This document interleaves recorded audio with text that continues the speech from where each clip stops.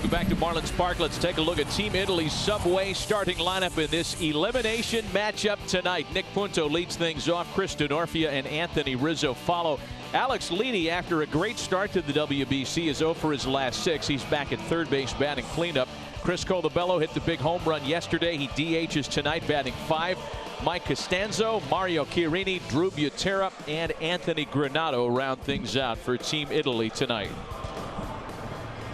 On the mound for Puerto Rico, 35-year-old veteran right-hander Giacarlo Alvarado. Signed as a free agent by the Pirates back in 1995. Last year, plied his craft in Japan, in Yokohama, where despite a respectable ERA over 8 starts, he was just 1-6.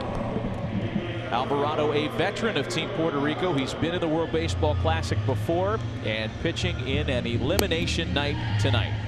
Well, he's going to have to actually be ready to go from the start, because we talked about Italy being able to jump on the opposing starter and get on the board. For an elimination game, it's so important to set the tone as a starter and put a 0 up right away and give your team the momentum.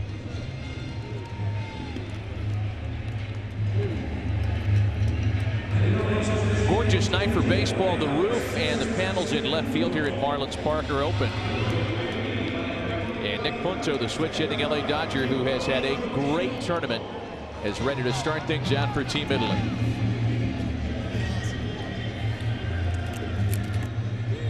Yes, the loser goes home, but for the winner, the road is still rather uphill. And we'll describe what happens for the rest of the tournament as we get going tonight. John mentioned Team Italy's fast offensive start. It has to do with the hitters at the top of their lineup. Big leaguers Punto, Denorfia, and Rizzo lead things off for Italy. We talked about the great series, the great run in the WBC that Nick Punto has had. He's been on base in 9 of his 17 plate appearances. And takes a strike. A very pleasant 71 degrees at game time in South Florida tonight.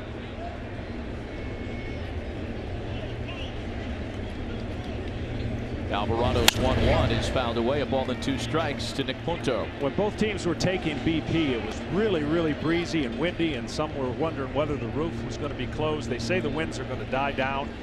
It is a nice night. Certainly the ball travels differently when the dome is open. We saw that in the first game. The second game, it was closed with the USA. Nick Punto on a 1-2 pitch, dumps a base hit into center field. Continues to set the table for the Italians.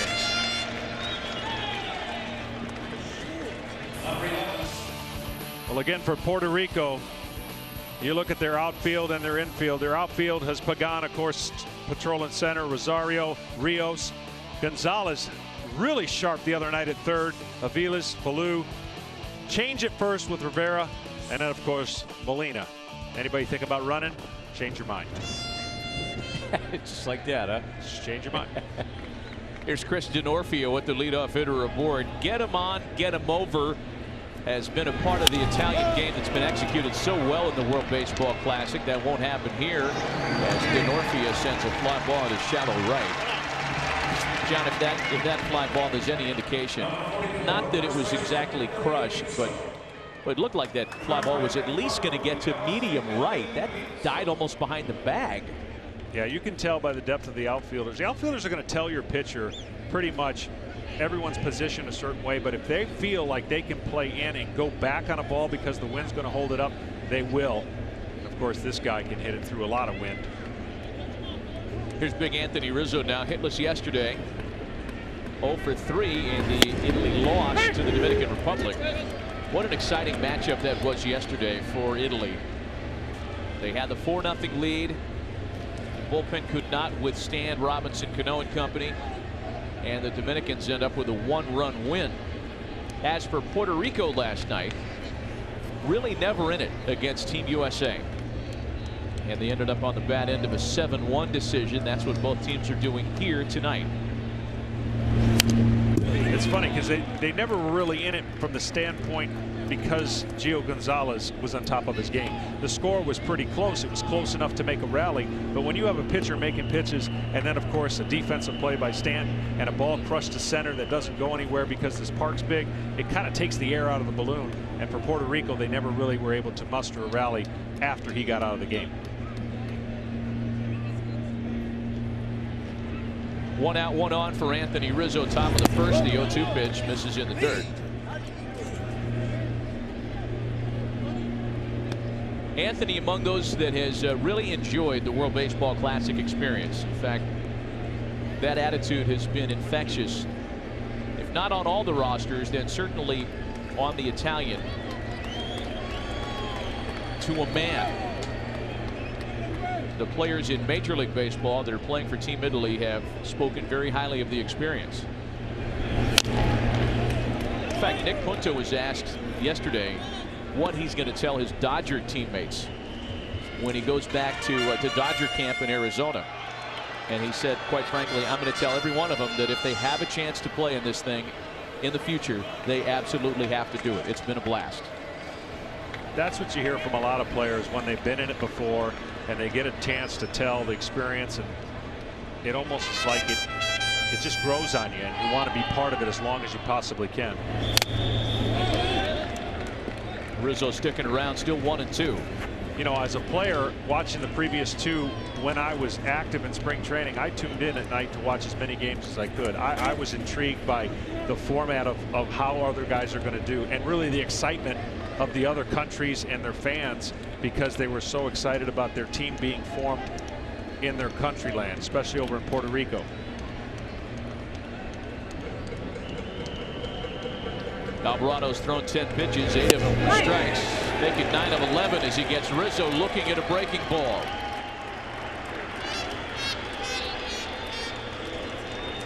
Well, Team Italy manager Marco Mattietti told us yesterday that he suspects the success that this squad has had in the 2013 World Baseball Classic is going to eventually land his team on the covers of the sports pages back home, and that has happened this morning. News of their defeat at the hands of the Dominican Republic was widely reported back in Italy, and done so with a very favorable slant. Here's Alex Leedy now with 2 gone. Well, they had Nicky Punto leaning. Marco Mattietti played for 20 years in the Italian Baseball League.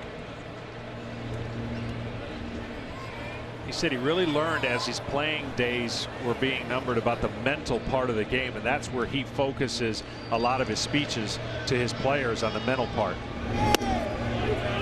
He said he was intrigued to see how that would have an advantage and help him play as he got older, and he's passed that on with great wisdom. It seems like an encouraging message and a leader that has allowed his team to believe that not only they belong here, but they can win a game.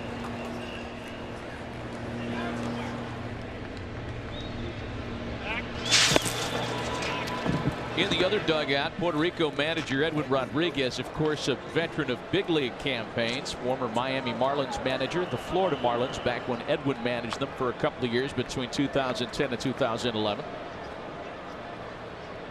Preaching a similar message. There's been a spiritual theme in the Puerto Rico clubhouse during this tournament. And it's 2 balls and no strikes now to Alex Leedy.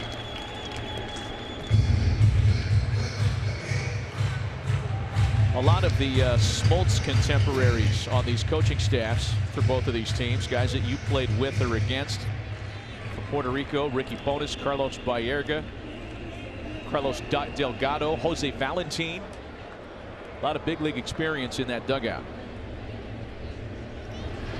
3-0. I think their influence and the way they played the game speaks for itself. And even for the USA team to have the array of coaches that they currently have will help a lot of the younger players, and a lot of younger pitchers already learning some things from Greg Maddux that maybe they wouldn't have learned before.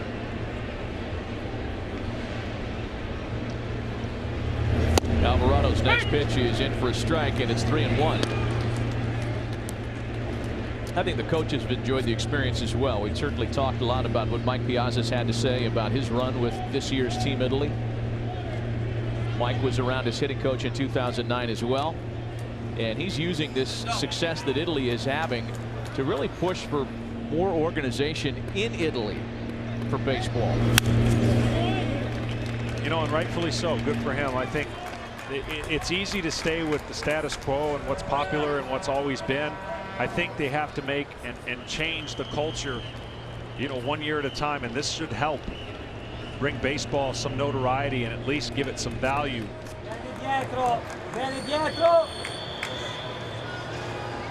How good your Italian? Well, You're I was half just Italian. saying, What do you say? I was lip reading right there and a little confused.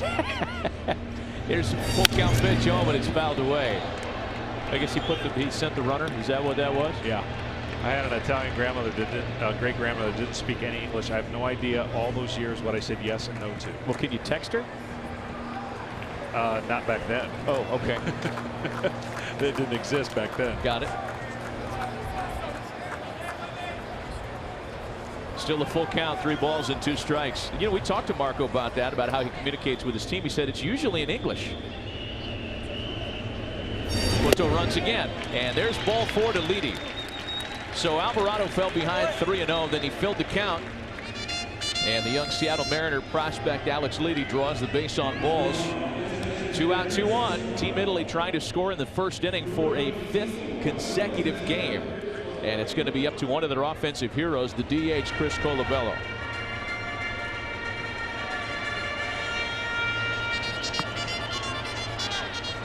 This guy's had a great classic. 429, 2 home runs, 7 RBIs. Timing is everything in this format, and he has certainly delivered so far for Team Italy. Chris was in a similar spot yesterday afternoon against the Dominican Republic.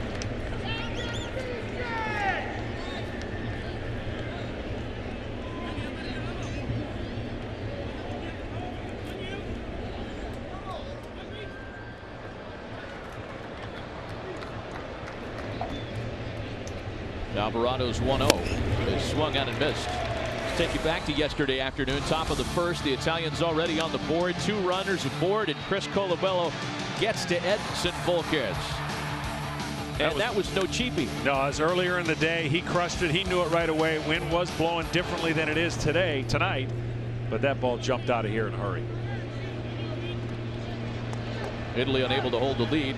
Little did they know they were done scoring after the Colavello home run. There will be no first inning score tonight for Team Italy as they are turned away in the first for the first time in the tournament. Half inning gone. Italy 0. Puerto Rico coming to bat.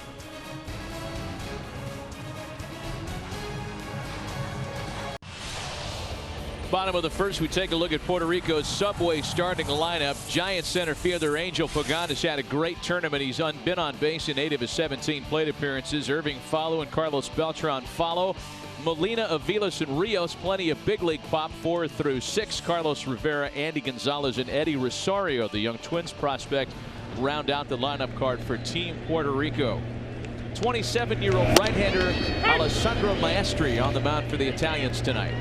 Maestri, he's trying again to get his team in a position to keep it close, give them the quality start that yesterday's starter gave, and I would look for Mr. Grilli to be in the game a little bit earlier today, as an elimination game eliminates the rules of what innings you normally pitch. Maestri with some time in the Chicago Cubs organization.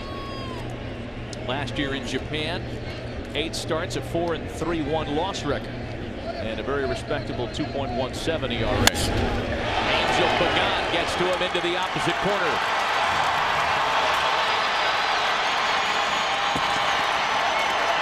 Pagan has certainly done his job atop the lineup card for Team Puerto Rico, making 7 for 16 in the World Baseball Classic.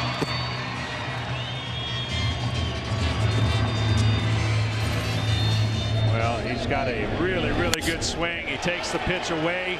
Ball was supposed to be in. It leaked out over the plate. And he hit it in the corner for an easy double. It puts Team Puerto Rico in position to play a little ABC baseball. Get him over, get him in.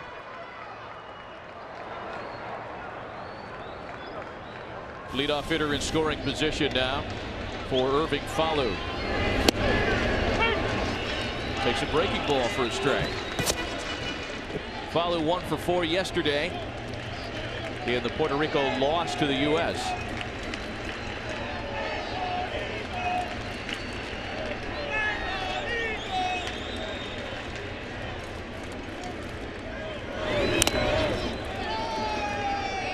Quickly 0-2.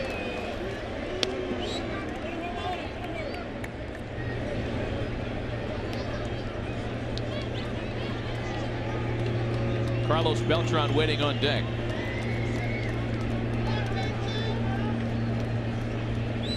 The middle of the Puerto Rico order, as decorated as it is, was really neutralized by U.S. pitching a night ago.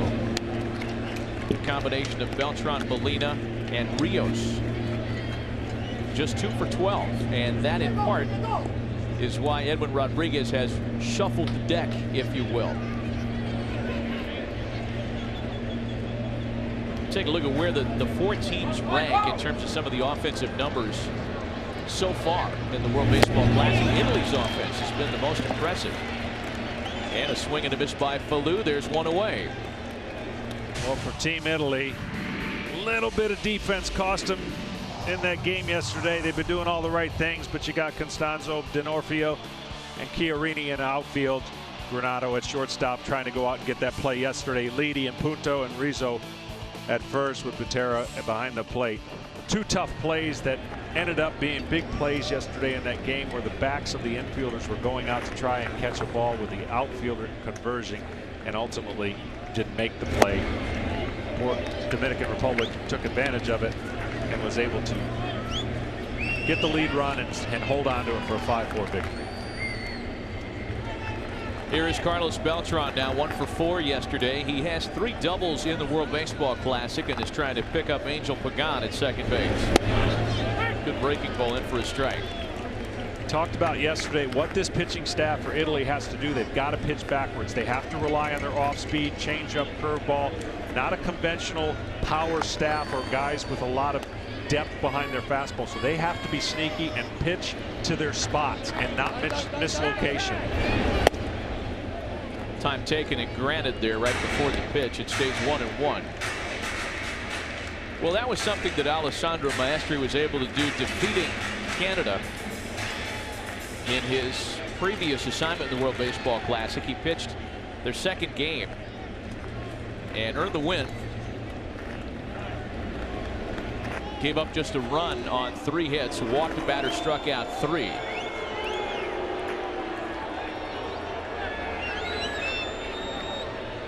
Butera wants to have a word.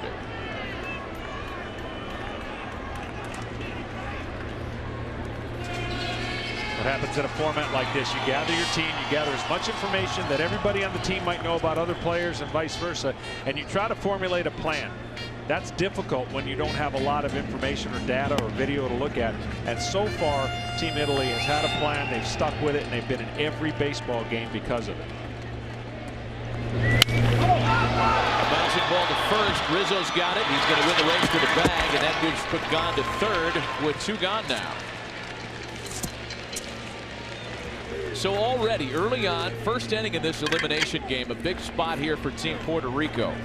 They misfired last night with runners in scoring position to the tune of an 0 for 7. And trying not to waste their first opportunity tonight is going to be Yadier Molina. Oh, I got no problem with not butting the second place hitter, but especially with a man on second, left-hander, you can pull the baseball. He didn't put it in play. He got fooled on breaking balls, wasn't committed to shortest swing, and put it in play to get him over to third, and therefore put pressure on the Italian defense, see whether or not they wanted to bring the infield in or play it back.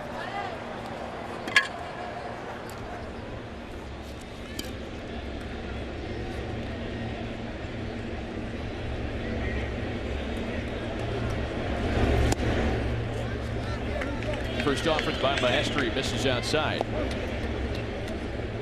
Puerto Rico hoping that it's Cardinals connection, Beltran and Molina, that part of it at least can come through to cash in on Pagan at third base.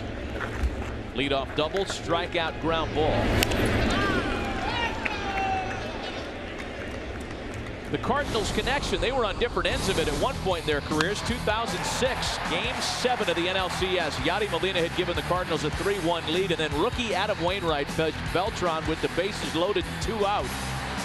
Down into an 0-2 count. Beltran looked at a called strike 3. Kim also included that great Endy Chavez catch that robbed Scott Rowland of a home run. That's still the top installment on Endy's highlight reel.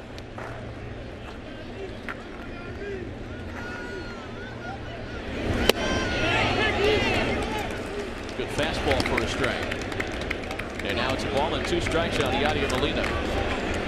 Coming off the terrific 2012, 22 home runs.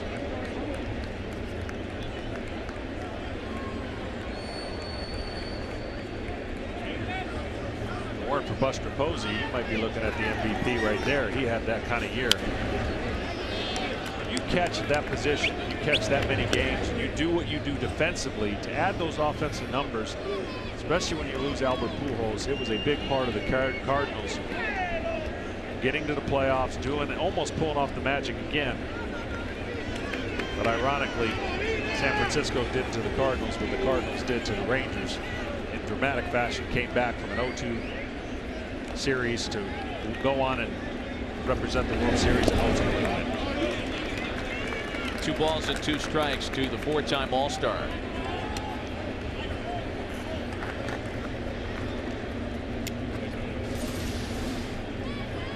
This is crucial. Man on third, you've got to make sure and have the trust that you can block this ball and keep it in front of you. Great job. Chest goes forward. Pitcher's got to know that your catcher can do that. A ground ball to third. Leadoff double left stranded. At the end of an inning, Italy and Puerto Rico are scoreless.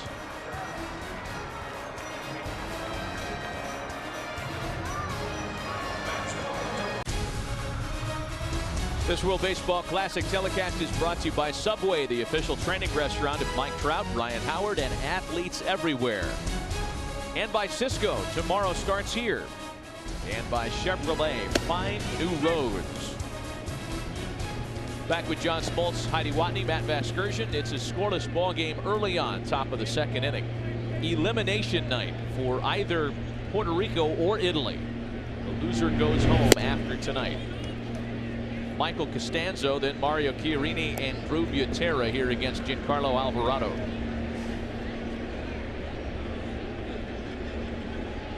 This part of the Italy lineup was hitless yesterday against the Dominican Republic. In fact, bottom of the order went hitless. 6 through 9, 0 for in the loss yesterday.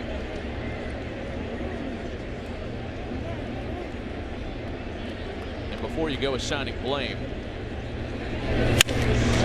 Costanzo with a shot into the corner and right, and that's going to rattle around. A leadoff double in the Italy half of the 2nd.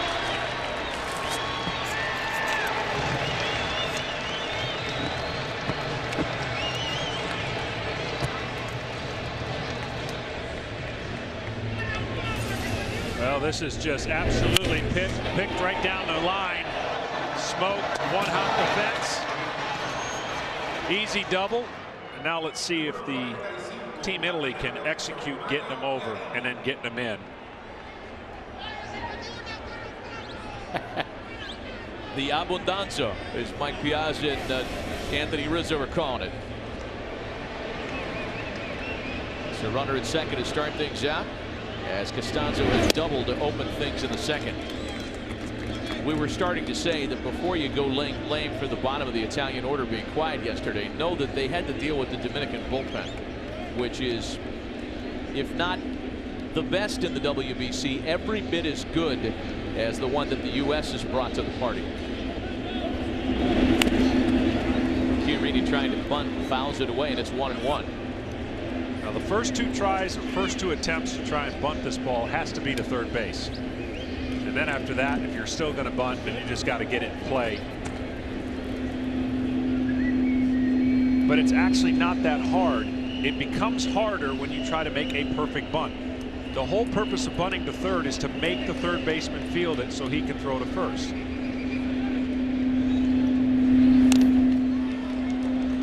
Still the ball and 2 strikes to Mario Chiarini.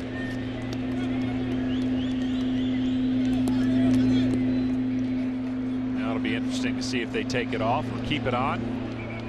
Most of these situations, unless it's the pitcher, they'll take it off and let the hitter at least try to hit his way over to third.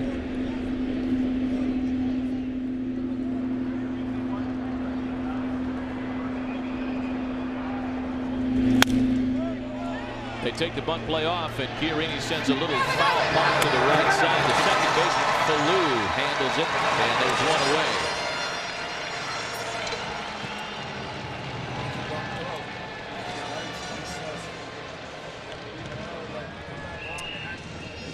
Maybe a little bit of the nerves, but a game like this, it's so important to execute when the team gives you something. I mean, they're basically giving you an opportunity to have man on third, 1 out. Both innings, the teams did not get it done, and then you got to look for a big out, 2-out hit, or a 1-out hit with runner in scoring position. But your chances of success of scoring with a runner on third less than 2 outs are so much higher. So now Drew Butera.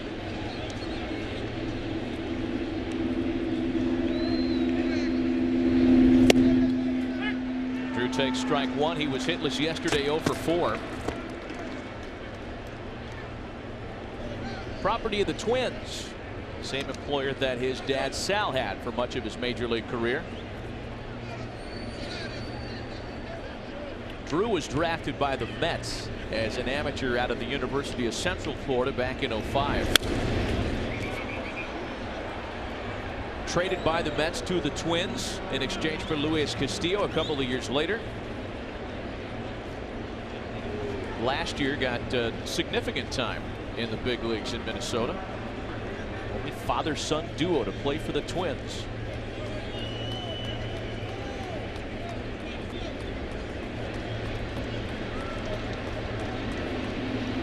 The 0-2 to Drew, misses outside.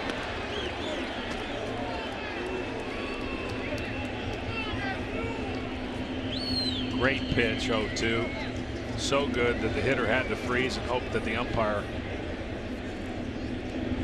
called it a ball.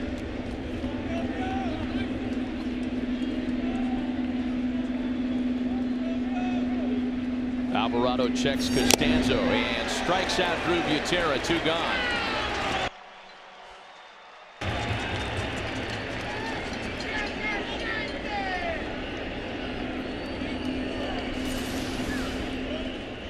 Alvarado has kept the ball down. He has an easy delivery, doesn't bend over much, doesn't look like he uses his body like the frame he should, but when he keeps the ball down and spins it, I know we saw 1 in 6 statistics, but he's got an easy fastball that gets on the hitters. The miles per hour aren't alarming, but the hitter will let you know. Here's Anthony Granado now. Italy's shortstop has reached base in 6 of his 12 plate appearances in the tournament. He was hitless yesterday. And again, credit that terrific Dominican bullpen for quieting down a guy who had been rather noisy in Arizona. And it's 2-0 to him now. Well, I just bragged on him. In the last 2 pitches, he kind of slung. His arm went down. He has to pull across at the last minute, and that's why the ball is pulled up in the left-hander's batter's box.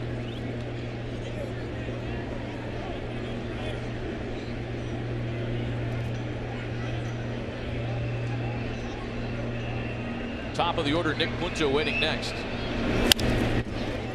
2 balls and a strike to Anthony Granado. Anthony didn't play a lot last year. We told part of his story yesterday. He's almost that specialist that comes into play when it matters most. Did not play much of the regular season last year, but played in Italy's postseason. And a player that Mario Chiarini considers very important to whatever success Italy will have in the World Baseball Classic. 2-2 to him now.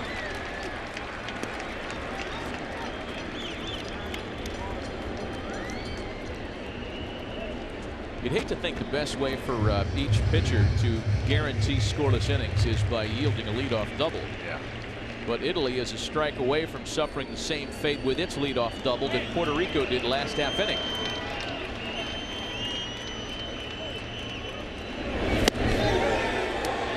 Full count, 3-2.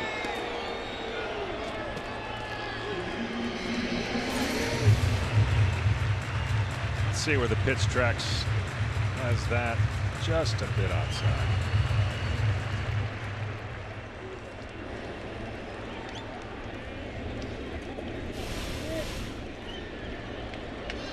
Full count to Anthony Granado, runner in scoring position with 2 gone, scoreless tie in the second, and that's rolled out to first. Another leadoff double, left stranded. Well, tomorrow night, Team USA takes on the Dominican Republic, but for now, let's take a look at another Team USA, G.I. Joe Retaliation, in theaters March 28th. Harold Reynolds trusts his baseball instincts. Brian Kenny favors stats. Now, old school battles new school every weekday at 4 Eastern on MLB Now, premiering April 3rd. Sneak previews April 1st and 2nd on MLB Network. Hot shot back up the box. Mike Aviles retired as Alessandro Maestri is able to knock down that line drive. Yeah, you always want it glove side, and luckily he was able to get that mostly with the glove. I got a question about that show. Okay. Do you anticipate? Do you anticipate as we watch this scary little replay? Do you think each other at some point or multiple times are going to agree with each other? In other words, they each make their counterpoint and they're going to be able to go, you know what? You're right. Is that going to happen? Yeah, I think they're both adults after all. Most of the time. I think there'll be a rare moment of agreement on that show, but for the most part, they don't really come from the same school of thought. Harold's from Oregon, and Brian is from the internet. So it's tough to find that middle ground. 0-2, 1-2, the count to Alex Rios now. Rios hitless yesterday. There they are. Cool Mo D. I'm not sure which one is cool and which one is Mo D. A swing and a miss. Rio strikes out. So his tough tournament continues. The 2-time All-Star now 2 for 14 in World Baseball Classic play. Very nice pitch there. I always like to have suggestions, but you know, nobody ever takes them, so I don't take that personally. But they could each come out to music, their own music. That in of itself would be intriguing to start the show. Real good off-speed pitch. See the ball go down. Looks like it's going to be something over the middle and disappears. Here's Carlos Rivera now. He was used as a pinch hitter yesterday. The Pablo Sandoval lookalike was 0 for 1 off the bench last night.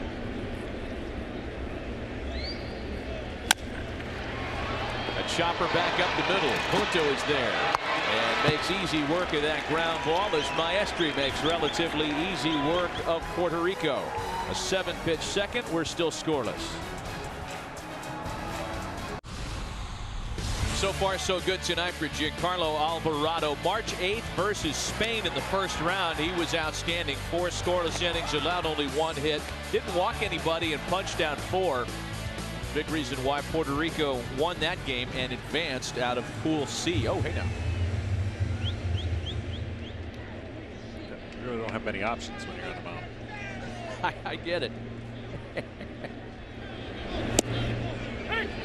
Here's Nick Punto leading things off in the Italy half of the third. I looked down, I saw Nick Punto, I saw the blue, and I almost said leading off the Dodger third. Not quite there yet. Nick sends a line shot out to center field and hangs for Pecan. A reminder that MLB Network's opening week coverage begins April 1st. Going to have to switch gears as soon as the World Baseball Classic is over. The final on the 19th of March. And then peel right back into the big league season. Opening week coverage presented by Dick's Sporting Goods. Here's Chris Denorfia now with 1 away.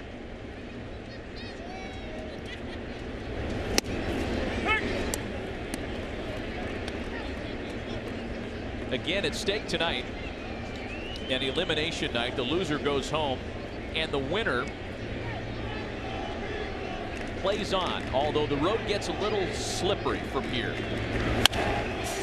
Denorfia with a drive into left. That ball's crushed. Rosario back to the wall, and it's off the base of the fence. The third hit, the second extra base hit of the night for Team Italy.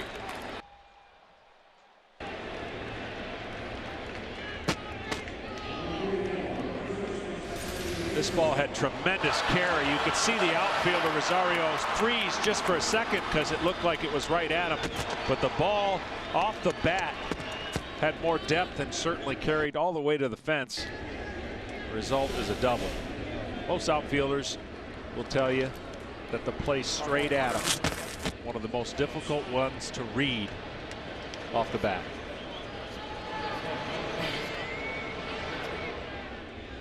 Denorfia after a 1-for-3 opener yesterday. A double here in his second try tonight. Here's Anthony Rizzo now.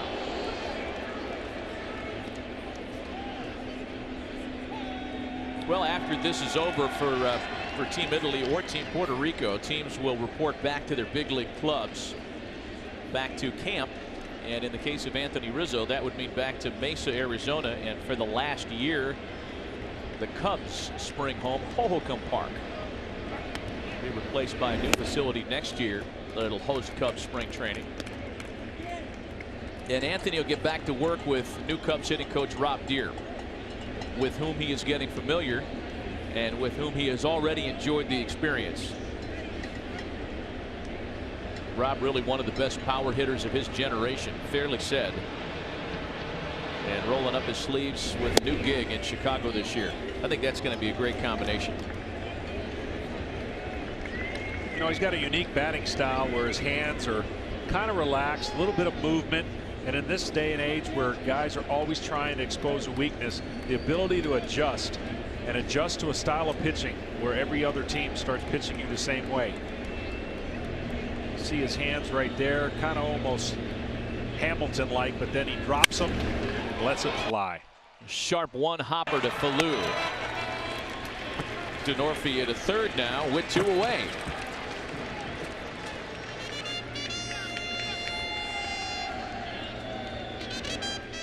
We were talking about what happens to the winner here tonight as you take another look at the swing of Anthony Rizzo.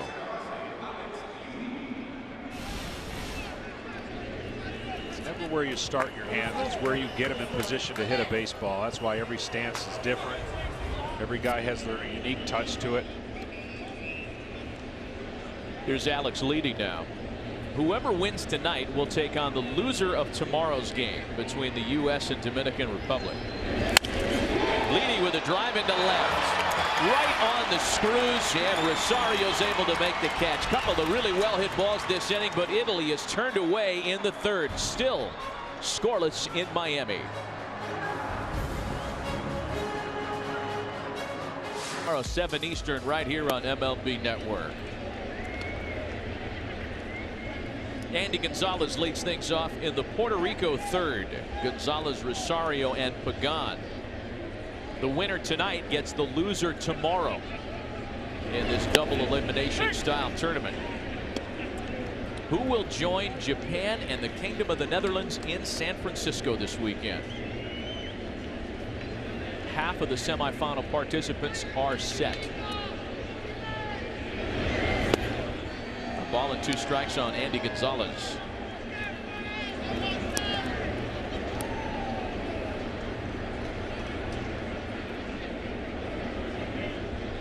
Puerto Rico got the leadoff double from Angel Pagan in the first. Alessandro Maestri has since set down 6 straight. Both teams have had their opportunities. Puerto Rico 0 for 3 with runners in scoring position. Team Italy 0 for 6 in that category already. Will bouncer to third. Leady's got it. Awkward throw. They do get the out at the bag. Hey, we talked about the Kingdom of the Netherlands team advancing all the way to the semifinals in San Francisco. The roster is going to look a little different. Netherlands versus Cuba in Tokyo, bottom of the second, and Yurendel de Castro left the game with an apparent hamstring injury after grounding into a double play. Netherlands went on to win the game on a walk-off sac fly in the 9th. This is significant to the rest of the tournament because not only is de Castro a pretty good player, but maybe more importantly, the plantar fasciitis injury that has taken him out. They said it was a hamstring originally, but now it's being reported as plantar fasciitis. It's opened a spot for Jurickson Profar, the outstanding young Ranger prospect who has been added to the roster because of the injury. Well, he gets an opportunity to benefit from his team's success, getting him to the finals, and maybe he can help contribute with his ability to play the infield, speed, hit.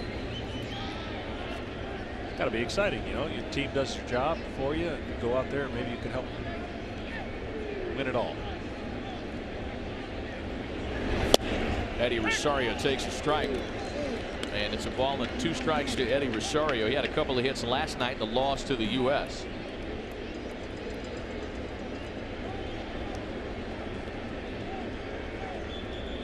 Angel Pagan waiting on deck with 1 away. Kind of squirted out of his hand. So sure that the Puerto Rican hitters are seeing the ball come out of his hand. They're not recognizing the off-speed pitch. They're out in front. And he's mixing it up really well.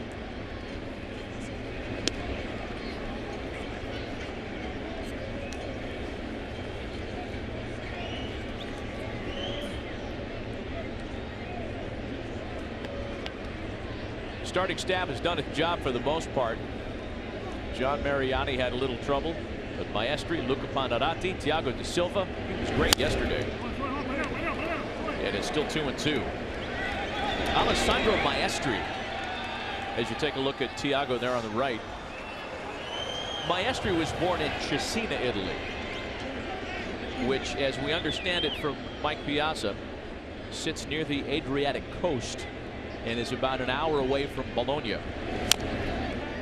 Mike has been our kind of cruise director, if you will, navigating through some of the pronunciations and terrain of Italy. And a good one. Alessandro is an alumni of the Italian Academy. Shakes off Butera once, 2 balls and 2 strikes. It sits to Eddie Rosario. Got him. Add, subtract the ladder in that instance. And Maestri has struck out 3 now, his first time through the order. Yeah, this one's a little bit of a hanger, but the change of speed, you can see where it goes away from the left-hander. He's got kind of a split grip. I don't know if that's what he would call it, a change-up or more towards a split-finger fastball, but it's been working, coming out of his hand and disappearing when he has it from the knees down.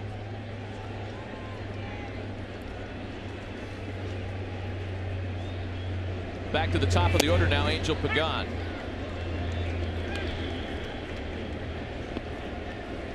Well, whatever ails the Puerto Rico offense has not been the fault of their leadoff hitter. Pagan's been great, 7 for 16.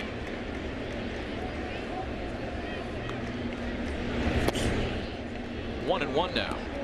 You know, you talk about that Italian Baseball Academy, and Alessandro Maestri has a special place there.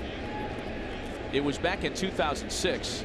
He became the first baseball player raised in Italy to sign a U.S. pro contract.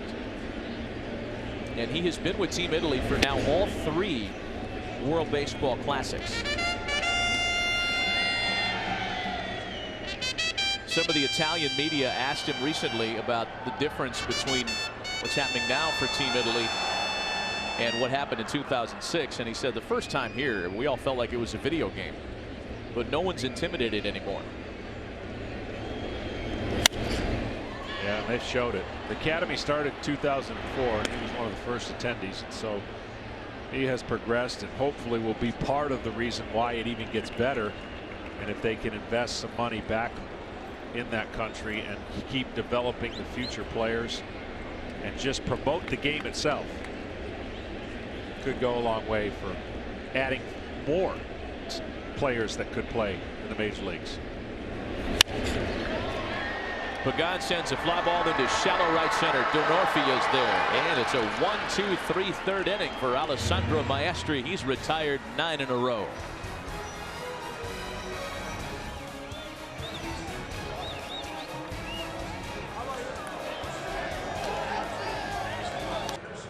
Still scoreless in Miami. Back with John Smoltz and Heidi Watney. Matt Vasgersian. Team Italy takes swings in the fourth with their 5, 6, 7 batters against Giancarlo Alvarado, who has matched Alessandro Maestri pitch for pitch tonight. Italians have had a few more opportunities. 3 hits, couple of doubles. Chris Colavello lines into center field, and there's one away. Well, Chris Colavello, one of the offensive heroes for Team Italy, and he shares a connection with Italy's pitching star, who's on the mound tonight, Alessandro Maestri, and it's more than just that of teammates. Heidi Watney has more on that. Yeah, Matt, the two played together as teenagers in Italy, and one afternoon Colavello was lounging on the back of his manager's car when the car suddenly took off. It was going about 30 miles an hour, Chris said. So he jumped off of the car, and in his haste, he fell face first on the ground and cut his face. He said he was bleeding so profusely that he felt like he couldn't breathe, and that's when Maestri's dad came. He helped get the blood out of his mouth, helped to calm him down, and really, as Chris Colavello says, saved his life. He says he wouldn't be here today without Alex Maestri's dad. Pretty cool story. Wow, I mean, there's connections on this roster that you'd never guess about. You know, these guys that play together in Italy and stories like that. I mean, they're tighter than just guys that have come together at the last minute to play in a tournament. Well, and it helps. It helps when you win and grow, and you'll remember these this year. I guarantee you, Italy will remember this year and look back and say, this is what helped start baseball in our country and the respect that it deserves. Here's Mario Chiarini now. 2 quick outs on consecutive pitches for Giancarlo Alvarado. Colavello lines out. Costanzo flies to left. And quickly 0-2 on Mario Chiarini.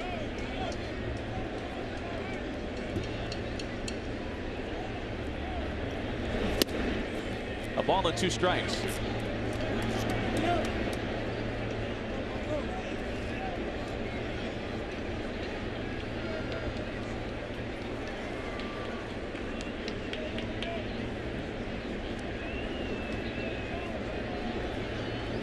Alvarado's 1-2 was fouled away.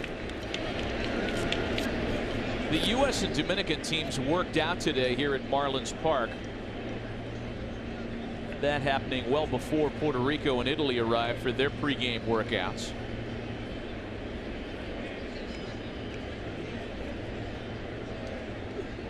That must early in the morning for U.S. I believe so. Yeah, Maddox called me for a place to play today. He was looking for a place, so I figured it must have been done. There was so much written about you guys on that Atlanta staff playing golf together back in the day. You and Greg and Steve Avery when he was there, and of course Tom Glavine. Everybody still plays, I guess, huh? I know you. Yeah, do. Yeah. We had a great time. Still play, and when we get a chance to hook up, whether it's in a tournament or somebody's charity, still have a little friendly competition. Has there been a collective score count taken since the early 90s? Like who actually leads lifetime? We'll have to pick that up. Then we'll tease that for the next inning. Tune in. Yeah, I'll give you a chance to make something up. An 8-pitch inning for Giancarlo Alvarado. We're still scoreless in Miami. So far, so good for a couple of right-handers in an elimination game. And John, you've got some experience doing this in 7 elimination games, 3-1, 2.02 ERA. Yeah, it's a lot of fun if you let it be. I mean, you got to dream for those moments, and you got to hopefully understand that's where you should be, where you want to be. And gosh, I still love seeing that. Wish that that's the only thing I could do. Like maybe not pitch a whole season, but just one game.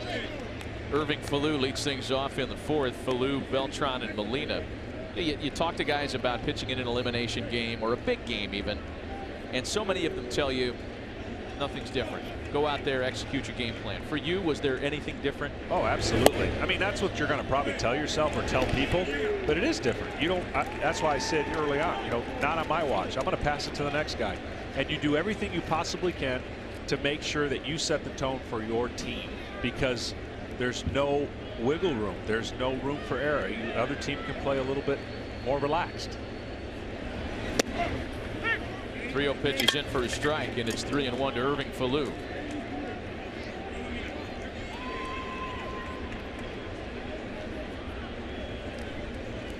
Just the leadoff double by Angel Pagan, the only hit against Alessandro Maestri tonight. Full count now. I know the people have tuned in for this inning for the answer, Matt, and the answer is simply this: I used to play their best ball, so individually they didn't have too much of a fighting chance. We were going to get to that. Let's get to it now. There's ball 4. First Puerto Rico base runner since the first. So the triumvirate. Yeah, I'd play their best ball, and they beat me most of the time with the best ball. But we didn't have to complain about strokes. It was a great challenge. We had a lot of fun. And then when I got to win, it felt like I was winning 10 times to their 1, even though the ratio. So individually, yes, I would win, but collectively, their best ball would usually beat me. See, I was under the impression we were going to do golf scores on this page. Instead, we're looking at your baseball accomplishments. It's interesting, but I would have preferred the all-time golf numbers. Well, I know Frank Cura is 1 for 37. He won 1 time out of 37 matches. He jumped in the ocean at Seminole. That's where he beat me. Here's Carlos Beltran now with the leadoff hitter aboard.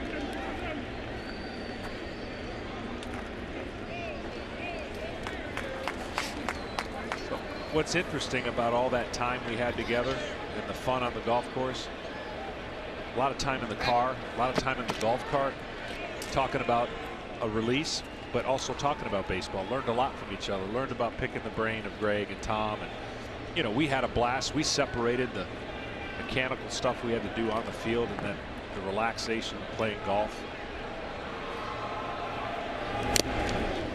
But I wouldn't trade that for anything, because a lot of organizations have these rules that you can't do certain things because maybe the position players can't do it. Right.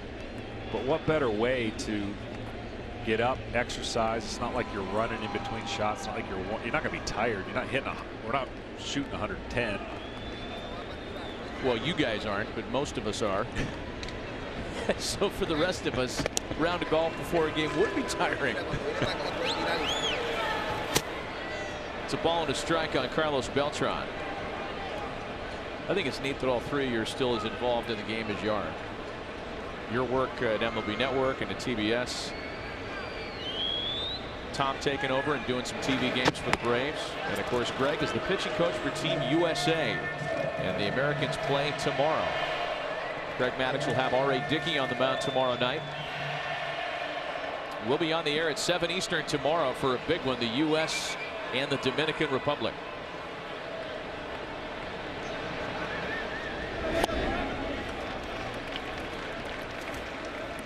Two balls and a strike to Carlos Beltran.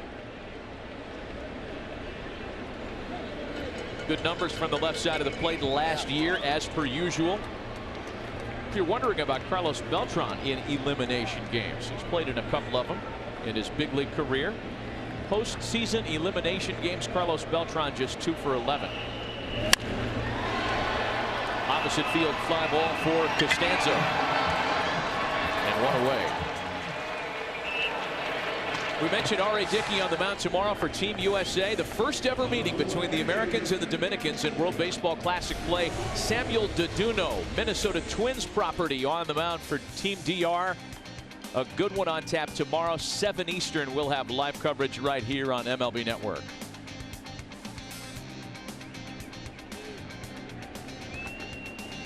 This place will be rocking. Expecting a really, really good crowd for tomorrow. Nice game.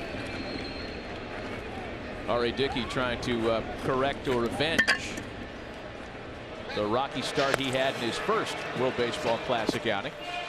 And if you're wondering about R.A. here in this ballpark, a couple of starts, a couple of wins last year as a member of the New York Mets. Here's Yadi Molina now, 1 out and 1 on.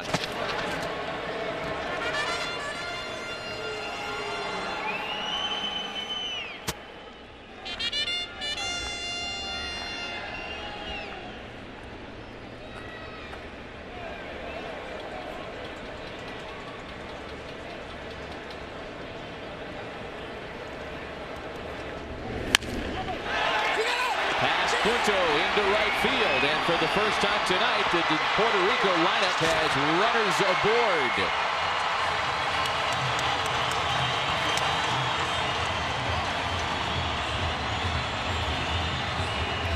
Yadier Molina with a base hit puts runners at first and third with only one away. Yadi has done a lot more of that. That's why his average was the way it was last year. He doesn't just pull the ball or drive the ball. He literally sprays at all fields, and pitching coach is going to come out to the mound and talk a little bit strategy.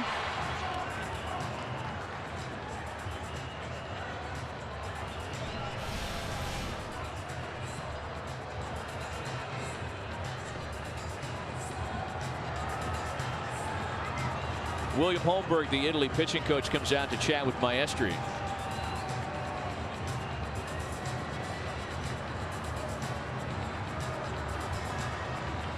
We talk about numbers for some of these Puerto Rico hitters, their big league careers in elimination games in the postseason. Recall Yadier Molina last year in Game 7 of the NLCS, the eventual loss to the Giants. A 4-for-4 night in the rain.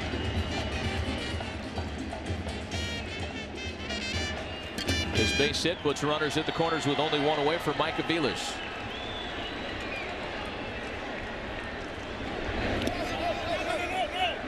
Maestri turned over a breaking ball. Good block by Butera.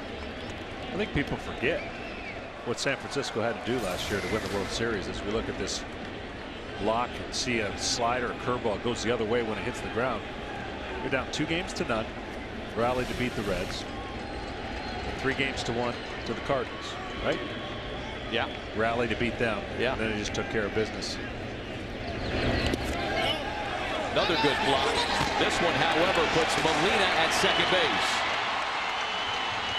The Butera had no chance to throw him out on that ball.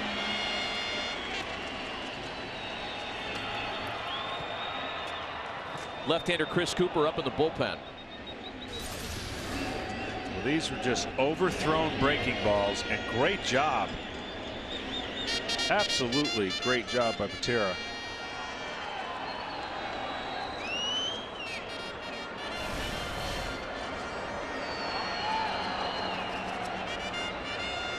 So it's a wild pitch charged to Maestri. Runners at second and third now with one away.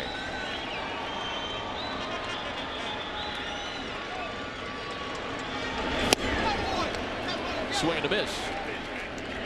The Puerto Rico offense just waiting for something to happen. Just waiting for that one big hit that can get them clicking the way David Wright's grand slam got Team USA clicking over the weekend.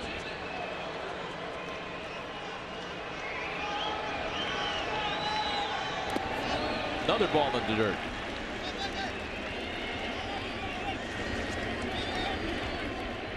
I mean, at this point, I'm surprised they're not putting him on. I know they're pitching him real careful to set up the double play. They're going to stay with the game plan.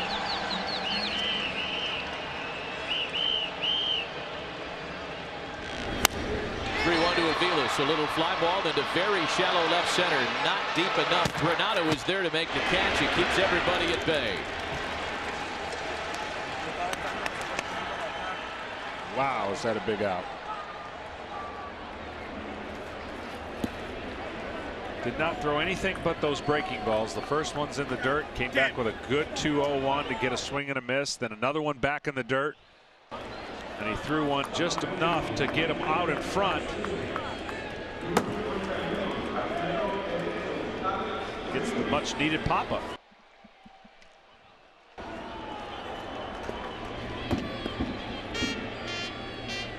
Again, I know the game is not easy. It is hard, and it's hard to execute sometimes. But when you sit back and you have a chance to slow it down and the infield's playing back, and all you do is hit a ground ball, it's 1-0. Get a bunt down earlier. Ground ball, 1-0. That's what's frustrating for a hitter, because he knows executing that to the person at home, they may say the same thing. I can't believe he couldn't hit a ground ball. But that's what the pitcher job is to do is to fool him to think one way and throwing a different pitch and getting him out in front. So it's going to be up to Alex Rios. Team Puerto Rico looking for their first hit in Miami with the runner in scoring position. They are 0 for 11. Do I hear 0 for 12? Tough play for Granado. And again, Puerto Rico is kept off the scoreboard. Alessandro Maestri in and out of trouble in the fourth, and we are still scoreless in Miami.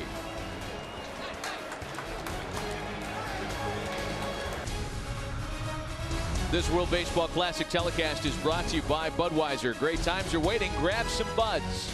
And by Viagra. And the Dominican Republic. The vacation of your dreams is closer than you think. Dominican Republic has it all. It'll be the bottom of the order hitters, Butera and Granado. Then the top of the order, Nick Punto here in the fifth against Puerto Rican right-hander Giacarlo Alvarado. 4 scoreless innings of baseball in this elimination night in Miami. And in fact, there's been only one game in the entire tournament that had been scoreless this long. We're used to seeing base runners and runs aplenty by this time of the night. First round, Brazil and Cuba. They went scoreless into the top of the fifth as well.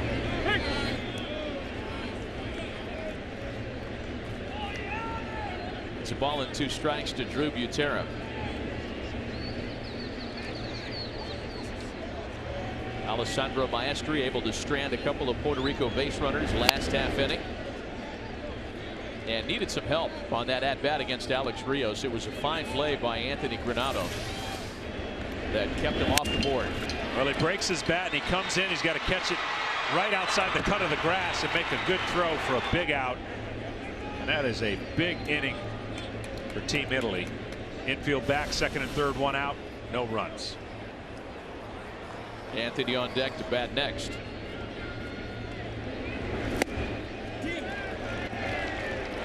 One away to start the fifth.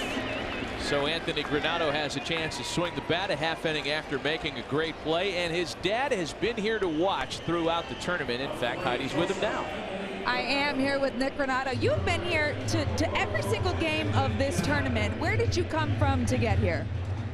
From San Francisco, we went to Phoenix to watch the first round. And then from there, I went back to San Francisco and then flew right back out here to Miami to watch the second one. And you're hoping this team gets back to San Francisco. Of course, they're going to have to win tonight. What has your son told you about this team? He just said that they're a very confident team and they're a very close-knit group. The guys are great and really believe in each other and work hard. And he said that their coach is one very inspirational fellow, you were telling me just a bit ago. Yes, he is. He's what they call a player's coach, and they all really like him. Yeah, bravo! Way to go, Anthony! That's a good start. Sorry about that. Bravo, bravo. Well, we'll let you cheer for your son. But he is. He's been great. And I know he's been great with Anthony and with all the guys. They all love him. Now, he's been on this Italian baseball team before, but this might be his last go-around with the team. Yeah. Hopefully not, but it might be. And he has been on the Italian team. They've won the European Championships twice, 2 out of the last 3 years. And they all really get along very, very well. We can tell that just by watching them. What do you think makes them gel so well as a team? The chemistry on this team is phenomenal. All the personalities and everything else just seem to click really well. Now, he was not born in Italy, but of course you guys have Italian heritage. Now, people say, oh, this player is not really Italian. What do you say to that when you compile these teams together from all the various countries? And what kind of pride does he have for Italy and representing this country? You know what? He's got a lot of pride for Italy. I mean, my mother and father were born and raised in Italy, moved to Canada in '54. He has a lot of Italian blood in him. Of course, he was born in Canada. But no, I think, you know, he would have loved to play for the Canadian team. Didn't get that chance.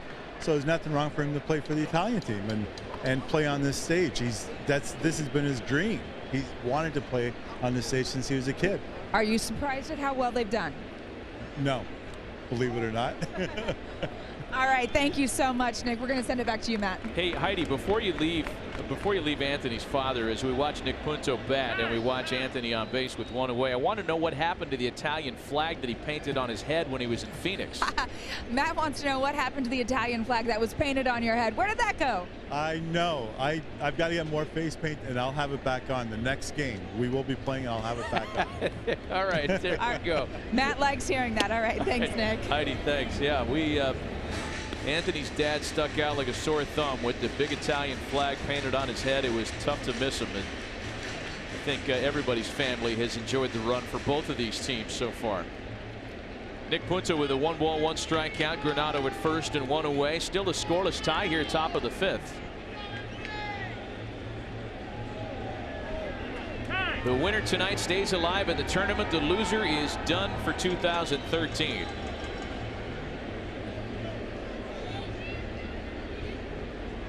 And being tied in the middle innings, you just suspect that we're set up for some pretty good late drama tonight.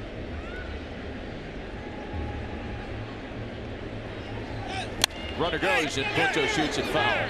That interference on Molina, getting out too early, trying to shoot down the runner, so they'll be first and second. Italy catches a break.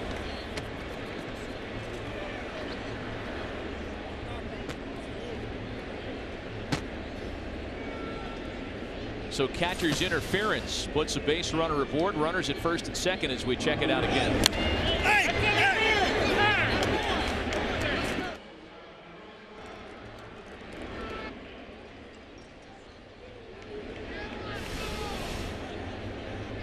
Former Cardinal teammates. And Nick Punto aboard with 1 gone now. Runners at first and second. Here comes pitching coach Ricky Bonas.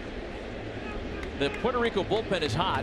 Jose De La Torre and Xavier Cedeno, pardon me, they both pitched yesterday, and they're both up again tonight.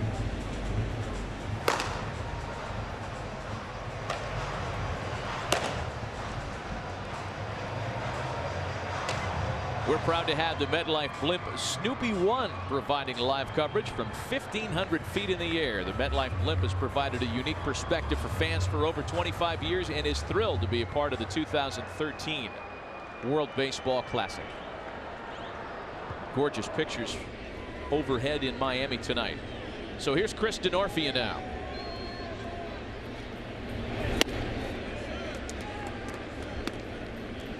Chris doubled with 1 away and was left stranded in the 3rd. This is where the wheels start turning a lot. There's no tomorrow for either team, so all guys will be ready to pitch a batter, inning, whatever it takes to get through the bulk of this game. And a base hit to the right side. Granado being held at 3rd. And dare I say, wisely so. The bases are loaded with 1 away in the Italy half of the 5th. He goes where that gap is between first and second. Absolutely good piece of hitting, and of course they get on the ball quickly.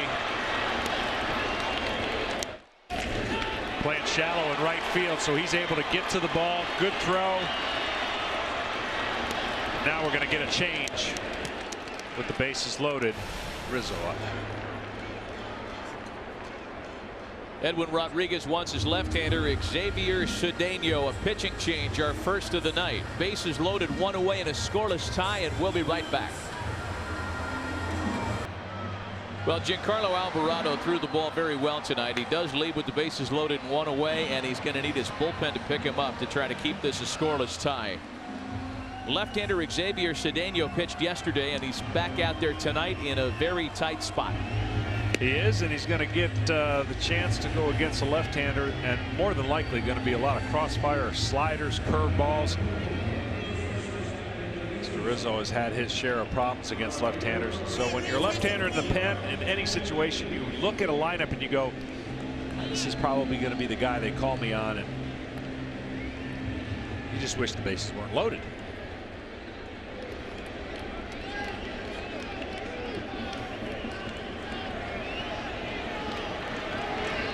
Granado singled. He's at third. Punto reached on catcher's interference. He's at second. DeNorfi is singled. He's at first. All this with one away, and the best opportunity the Italians have had yet to post a run. First pitch to Anthony Rizzo's in for a strike. If you want to take the fine-tooth comb to Anthony Rizzo's brief major league career, you'll find that he strikes out at about a quarter of his plate appearances against left-handed pitching. He gets on base in about a quarter of his appearances against left-handed pitching. There's a drive well hit to right center field. He's going to do more than get on base tonight. He's going to clear him. 3-0 Italy.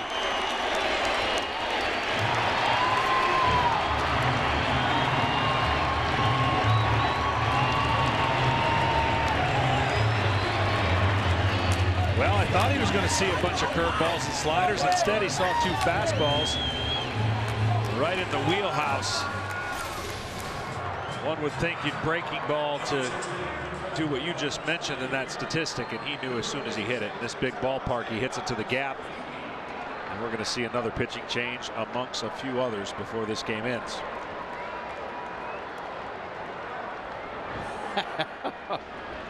Boy, are these guys having fun or what?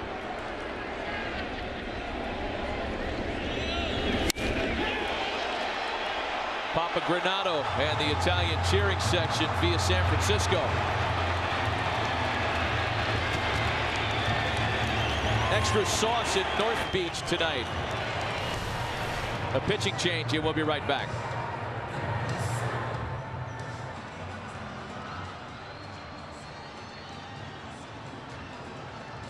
Well, the splits don't exactly explain what just happened on that pitch to Anthony Rizzo. A bullet into the right center field gap. He bucked the trend, if you will. Did not have a lot of success against Southpaws last year. But he gets to Xavier Cedeno tonight to drive in 3 and start the scoring. 3-0 Team Italy. So Puerto Rico has gone to the bullpen once again and selected right-hander Jose De La Torre, who was very effective last night. Most impressively, he struck out the top of the U.S. order: Jimmy Rollins, Brandon Phillips, and Ryan Braun in order.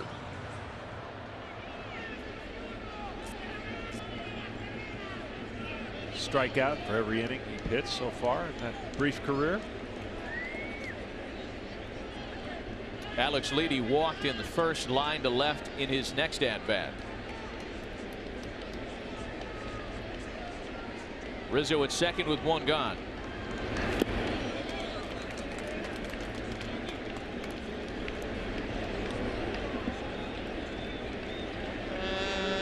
Edwin Rodriguez went to his bullpen early and often last night and did it under a completely different circumstance. Last night's not being an elimination game, he still got plenty of work out there. It is with a renewed sense of urgency tonight that he's made a couple of changes already here this inning. And there's a strike to Leedy.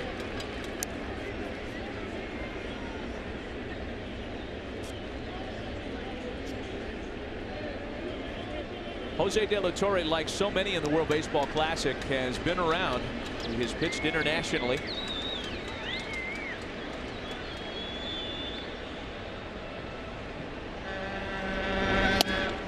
Fastball misses the corner. It was in July of last year that the Red Sox sent Brent Lillibridge to Cleveland to acquire Jose. So his numbers last year split between the Red Sox and Indians systems. Time in AAA Columbus and AAA Pawtucket.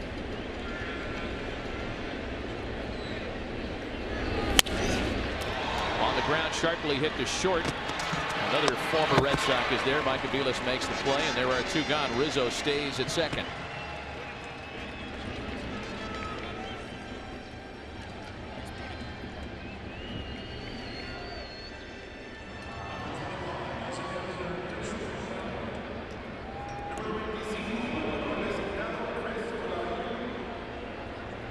So now Chris Colavello with 2 gone.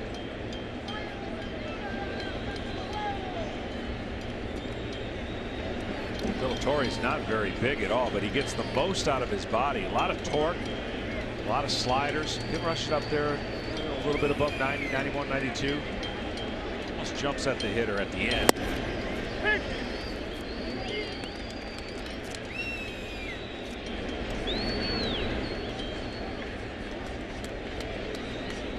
Boy, Italy's lineup has outscored itself from the 2 previous tournaments combined, and by a lot.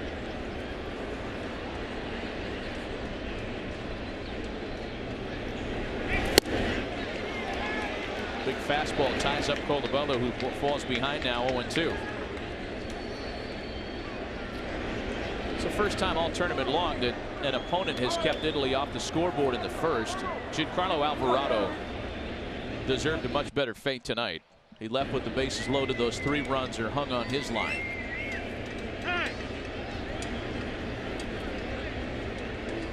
One of those coming on an error.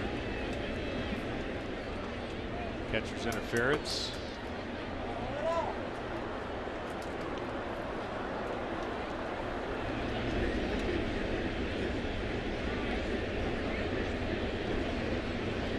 De La Torre's 0-2 is grounded to third and foul.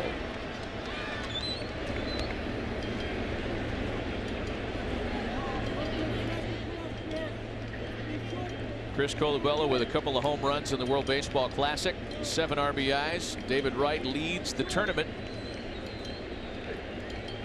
David told Heidi Watney yesterday when she asked him about all the RBIs and all the opportunities. He said, yeah, I'm hitting behind a bunch of all-stars. This is fun.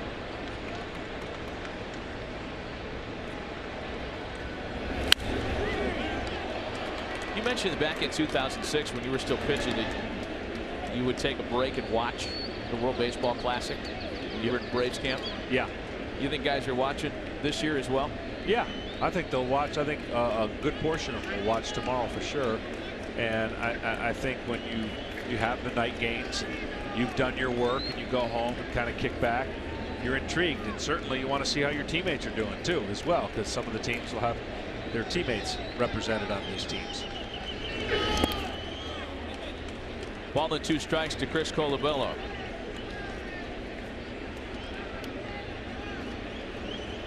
Yeah, we have seen a lot of former big leaguers and current big leaguers at the ballparks for these games. Jorge Posada was here last night. We saw Vernon Wells and Mike Trout in Phoenix. They shuffled over from Tempe, took a break from Angels camp.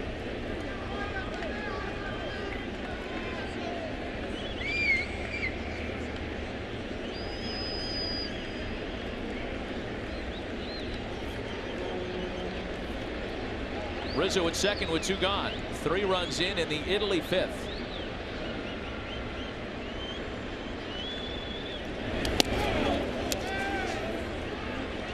I think Chris Colavello is going to think better of swinging at pitches in the dirt after what happened to him yesterday. Yeah. Remember that? Yeah. Check swing ball in the dirt and it stayed fair. It was like he was playing cricket.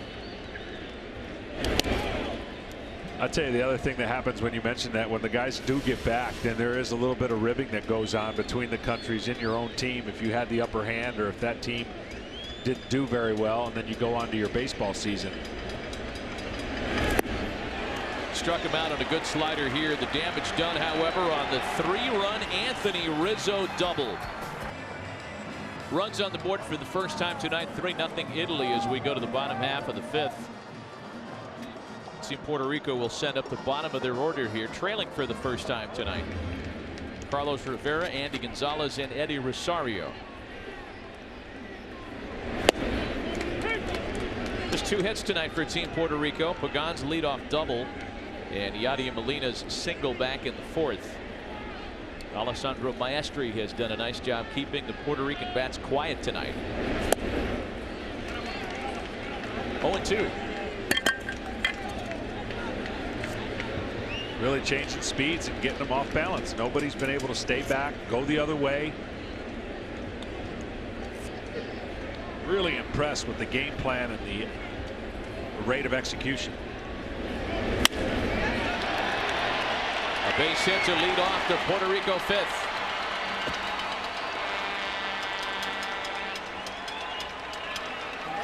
Well, Edwin Rodriguez made the lineup change tonight and gave Carlos Rivera the start.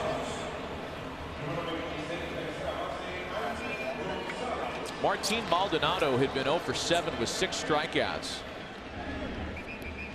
And the change pays a dividend here, leading off the 6th as the leadoff hitters aboard now for Randy Gonzalez.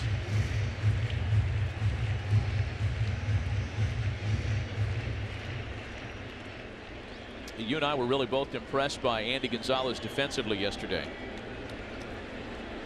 Yeah, he made some outstanding plays at the right time. It's one thing to make plays with no pressure and a man, nobody on, but he made some plays with runners on and chances to score.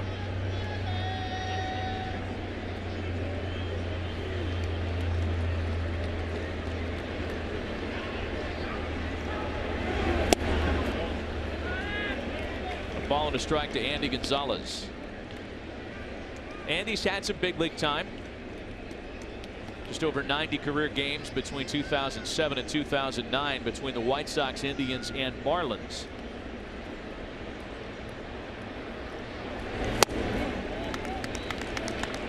Two balls and a strike.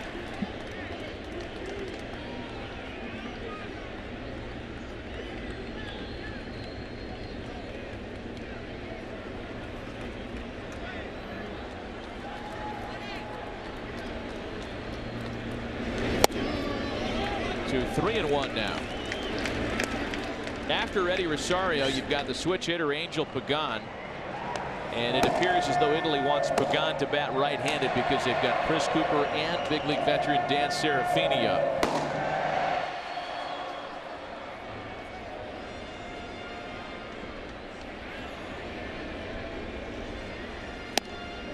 There's ball 4.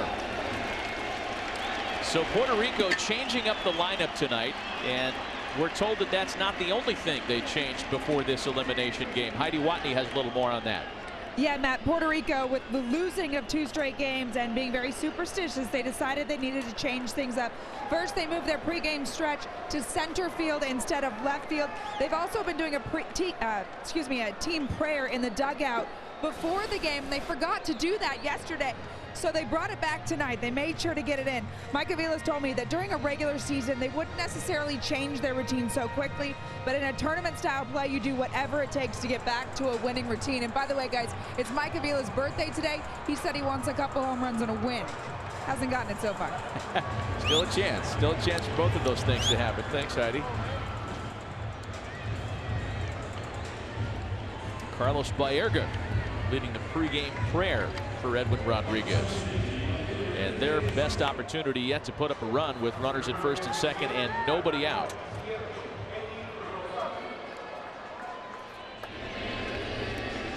So here's Eddie Rosario now.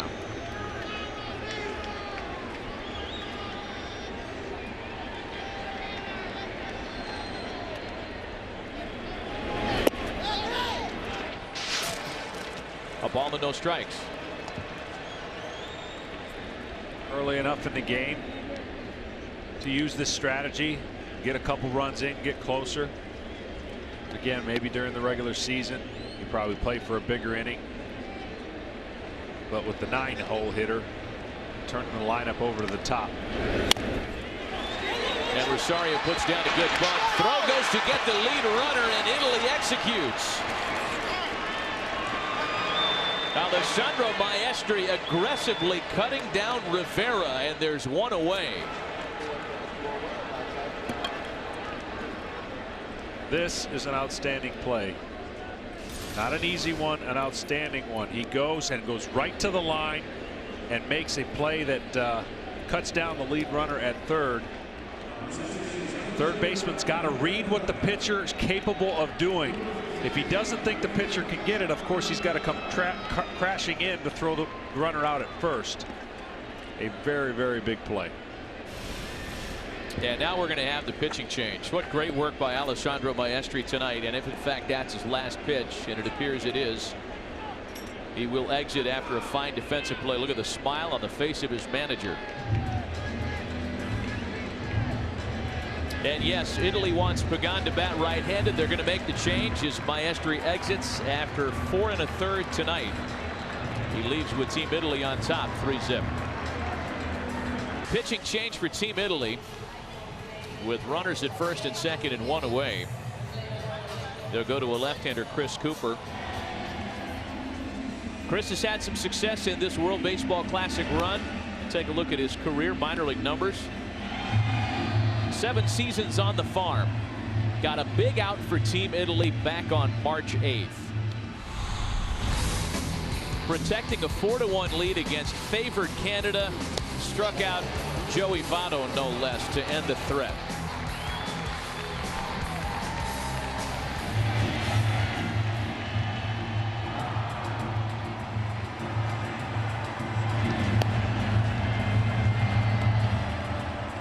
Well, what Team Italy is telling Team Puerto Rico, telling all of us, is that they want the switch hitter at the top of the order, Angel Pagan, right-handed here.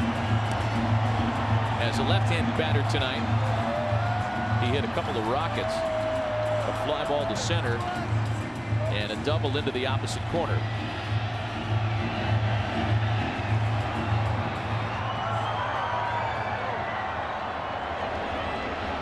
See his numbers against left-handed pitchers, very good last year as a Giant.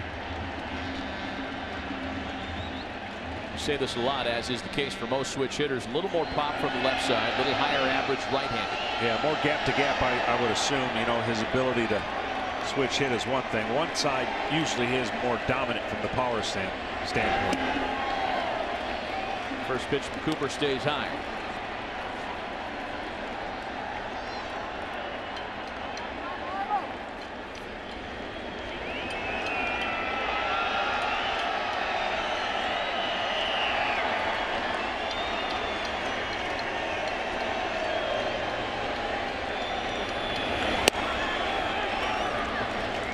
Had a nice visit with longtime big leaguer Jose Valentin before the game yesterday, a member of Edwin Rodriguez's coaching staff. And we talked a little bit about Angel Pagan in terms of the leadership role on Puerto Rico's roster.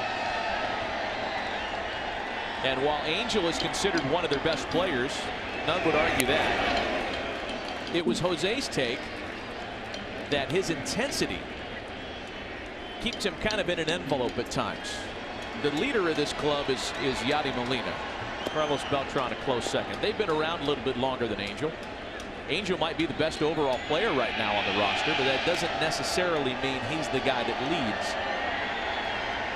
Right, that would be accurate. You know, every team has different forms of leadership and how they go about it. Pagan sends a drive into right center field. Boy, that ball is hit well, and it dies shy of the track. Gonzalez will tag up and get the third. Oh man, does this place play big.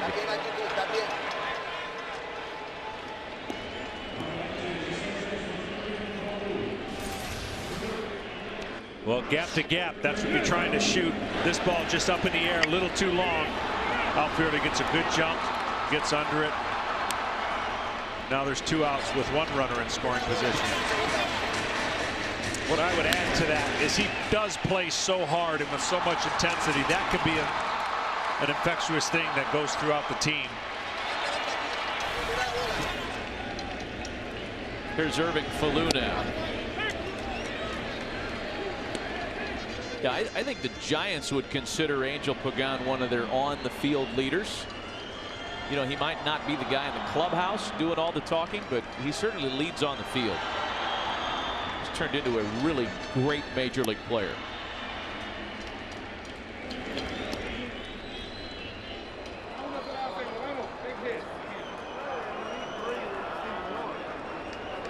Yeah, the Giants agree. 4-year, $40 million contract extension over the offseason. It's going to keep him in the city by the bay for a long time.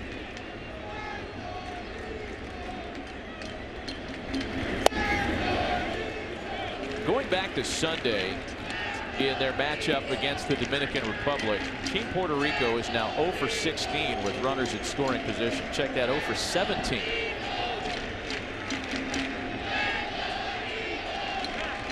Been a very frustrating run and hard to figure. I mean, you look at the names on this lineup.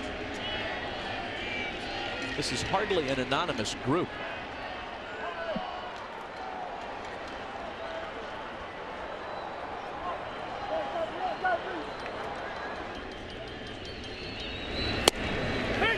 Falou takes a strike.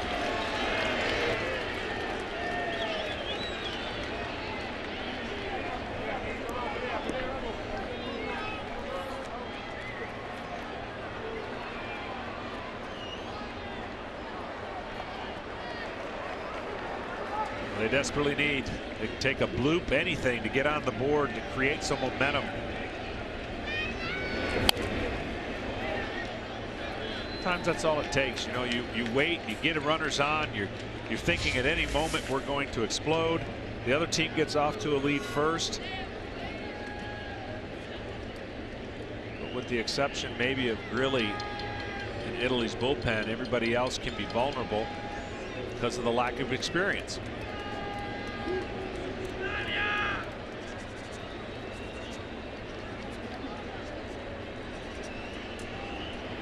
Chris Cooper pitching for Team Italy with a last name that probably would have qualified him to pitch with a number of different rosters in this event. And a guy whose familial last name used to be Giacarlo. Now Cooper. And he has been a real specialist out of the Italian bullpen in the World Baseball Classic.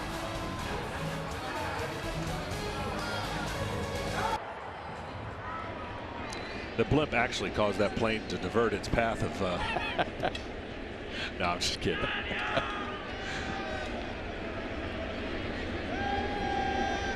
Top half of the 6th inning. Mike Costanzo leads things off for Team Italy. Puerto Rico behind 3-0 and running out of outs tonight. A new pitcher for Puerto Rico. Hiram Burgos takes over on the mound. Last year between AAA Nashville, AA Huntsville, and High A Brevard County. 3 minor league stops for him last season. A 10-4 record, a 1.95 ERA. Sometimes 3 minor league stops, the connotation is a guy might be on his way down. I think it's just the opposite in the case of this young right-hander. Success all along the way. Yeah, it's rare you see 3 different spots and 3 different ERAs that start with a 1 and don't get higher than a 3. Meaning 1.29 is the highest ERA in the different leagues that he was able to jump last year.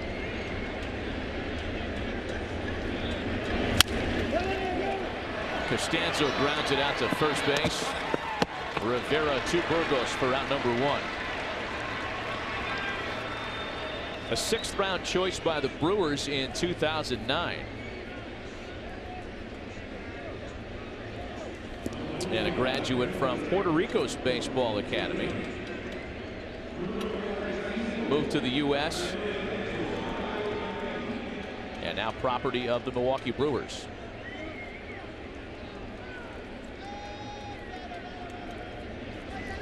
One gone now for Mario Chiarini. You know, you're thinking about the scenarios, John, as this game plays out tonight. And if the score holds, if Italy wins, it could potentially set up another date with the Dominicans. Because if the U.S. beats the Dominican Republic tomorrow, then it's Italy and the Dominican Republic playing for their tournament lives. And the loser of that one would be done. Could you imagine a tougher road to try to get to San Francisco than having to beat the Dominican Republic twice? Listen, what I've seen so far from this team, I think the general feeling is like, okay, even if they beat Puerto Rico, either USA or Dominican will win, and those are the 2 teams that will go on.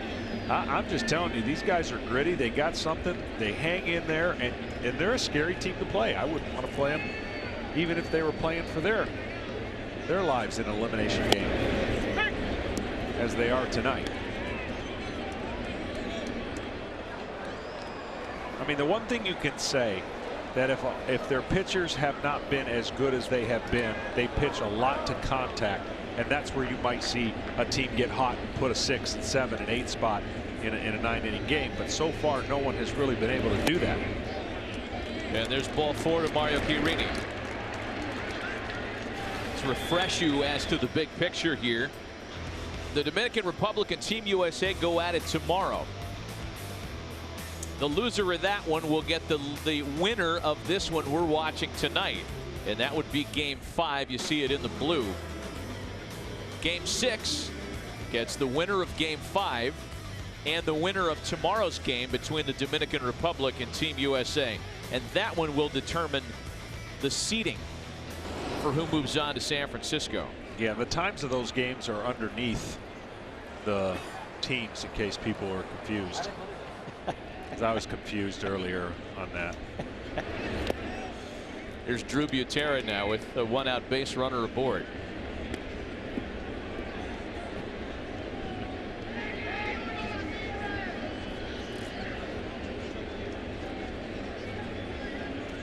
If you get to the Saturday game, you're going to San Francisco. That's what it boils down to. You win 3, you're in.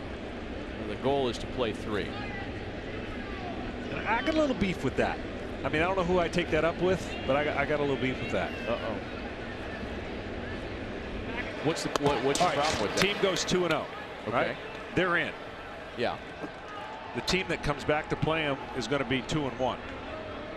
They beat the team that's 2-0, and they get the #1 seed. Why? Because they have an extra win? That's not right. But they won head-to-head. No, so did that 2-0 team. Okay. That 2-0 team beat them first. And I just don't think because of that extra game they should get that top seed. If you go 2-0, and if you have to determine that, you know, for whatever reason got to play that 3rd game, you shouldn't lose that seed. Well, and it's a big deal too, because whoever loses Saturday's game has to turn around and play on Sunday in San Francisco. That's my point. I mean, that's get on the plane and go. That's like it's June. That's like all the rigors of the Major League schedule condensed into a 10-day tournament. It's not like it's a 20-minute flight either. There goes the runner, and ball shot into right. Butera takes it all the way to right field, where Rios makes the catch shy of the track.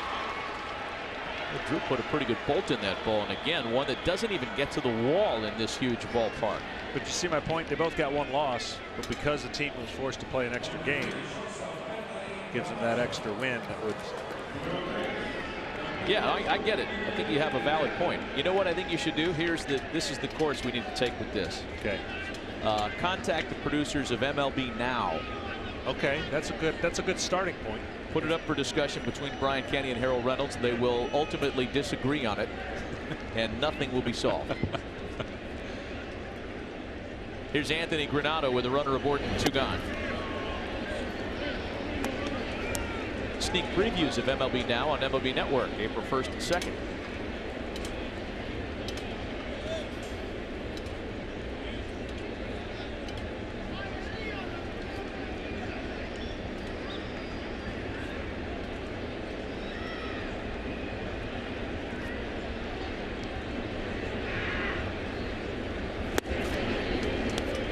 Two balls and no strikes to Anthony Granado, who singled and scored in front of Anthony Rizzo's big 3-run double back in the 5th. Again, MLB Now, old school versus new school, Harold versus Brian. And it's coming to MLB Network on April 1st.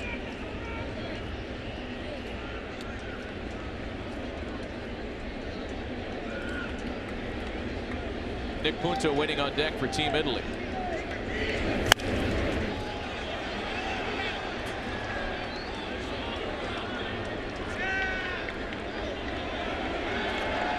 Almost a foul ball for Dad, but you know, discretion being the better part of valor, Papa Granado yielded to the kid without the shirt. That's a good one not to pursue. We're told the gentleman on Papa Granado's right is Anthony's cousin, who came from Canada to watch the World Baseball Classic.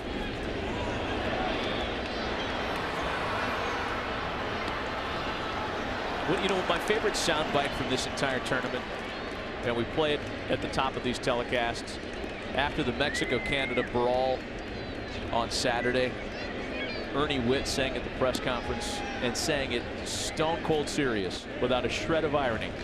You can't hurt us Canadians. It was great. And if this event hadn't caught anybody's attention prior to that, it certainly at that moment brought some eyeballs. A ground ball to 3rd. And a very impressive inning by Hiram Burgos in the 6th.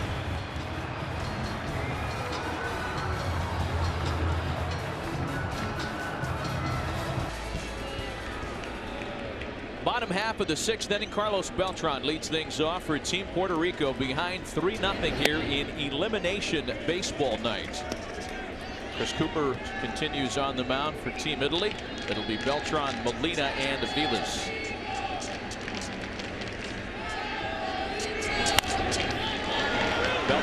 comes it up. Giacarlo's going to have a play. Tough one as he dances around the bat, and there is one gone.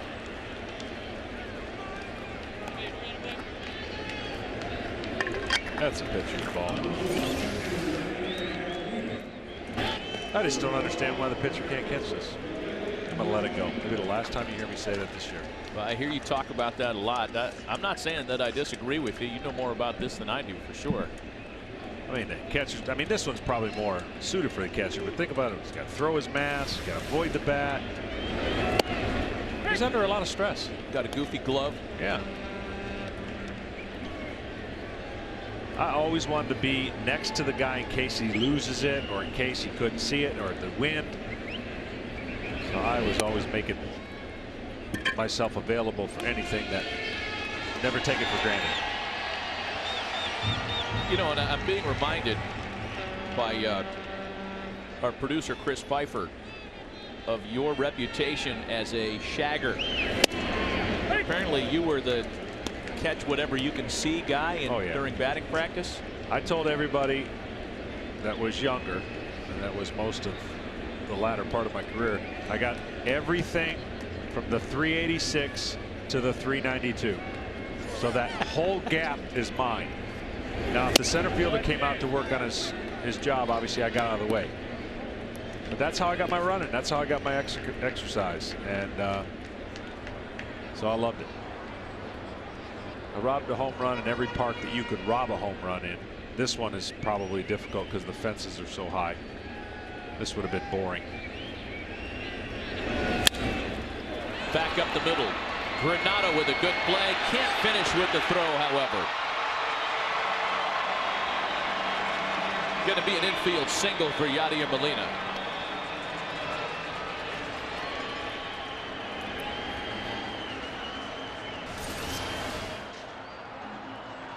That's where the problem started. Gets him in the heel of the glove. You see it bouncing.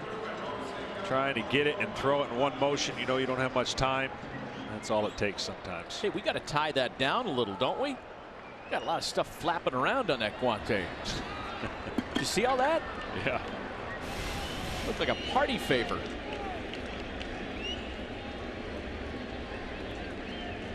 Como se dice, cut the stitches. There's Mike Aviles now.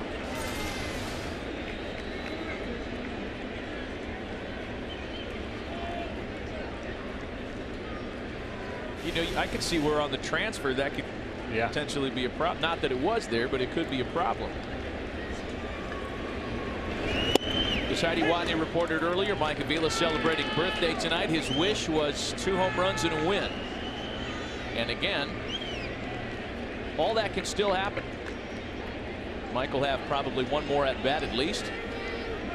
And Italy is still within reach. Team Puerto Rico down by 3.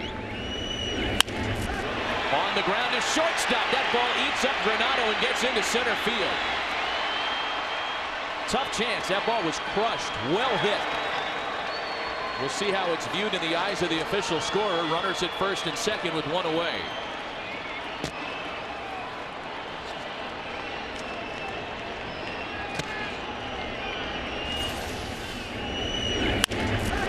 Well, that's going to be a hit. It's hit awfully hard. Takes a nasty little hop right at the end. You see that little short hop and right off the wrist. That's never any, right off the thumb, never any fun. Ball is scored as a base hit. Back-to-back base hits. So now Alex Rios with 2 men on and 1 away. A chance for Alex Rios to really come out of it here. He's 0 for 2 tonight. 2 for 15 in the World Baseball Classic.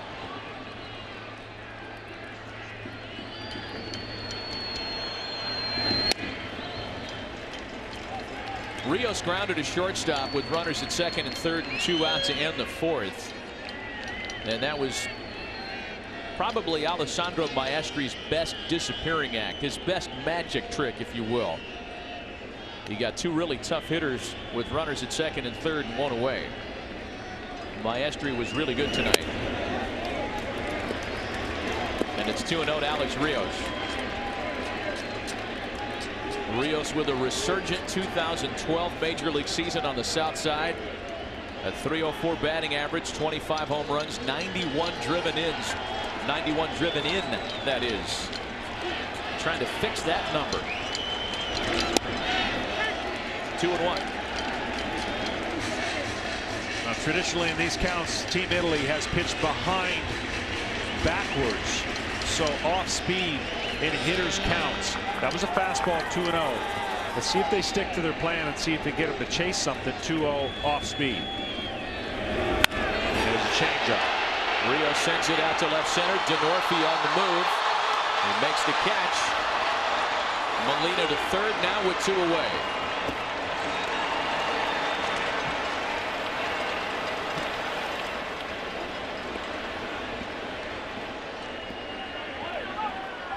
They continue to trust that they can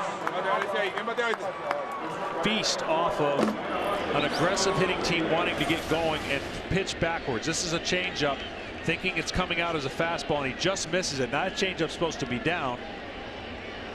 A lot of ballparks, again, we talk about it. This is not a lot of ballparks, so you play with the environment and you keep it in the middle of the field. The pitching staff's going to be rewarded.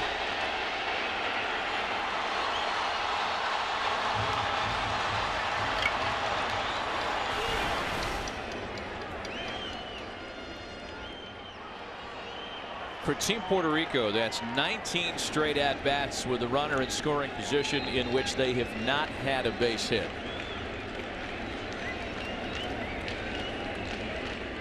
It's going to be up to Carlos Rivera now. Rivera making what amounts to a spot start tonight. We talked about it earlier. He's got a base hit already this evening. Martin Maldonado had been 0 for 7 with 6 strikeouts.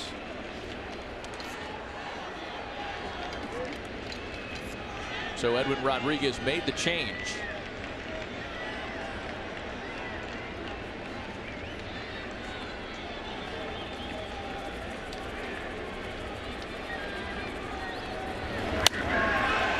And that shot foul.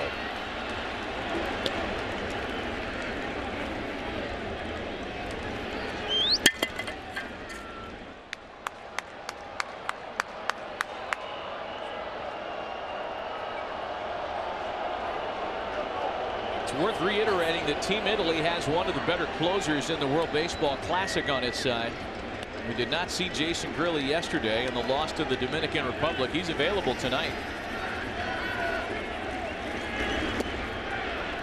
And they will use him for a couple outs in the 8th if they have to. Because he didn't pitch in the first game, it brings about a couple more outs opportunity-wise in the 8th.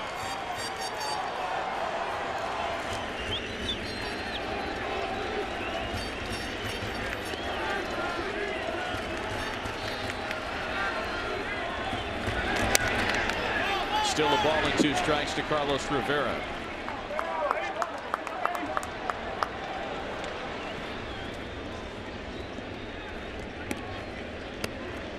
Not a bad pitch, and he fouled it off. Sometimes catchers, you know, they can help a pitcher by recognizing something, by seeing something that the hitter's doing that a pitcher won't pick up on, or you can just be really, really sure about a pitch when you throw it. This is down in the ground, almost in the ground, and he fouled it off. Wondered if he's saying, look, we can get this bounced. We can bounce it. If he's going after that pitch, he'll go after something lower. See what kind of strategy they're talking about and how they try to finish off this hitter. Again, Puerto Rico's offense has had its trouble in the tournament. Cooper's breaking ball misses outside. 2 balls and 2 strikes. And a good idea. He tried to bite off more, tried to get him a little bit more.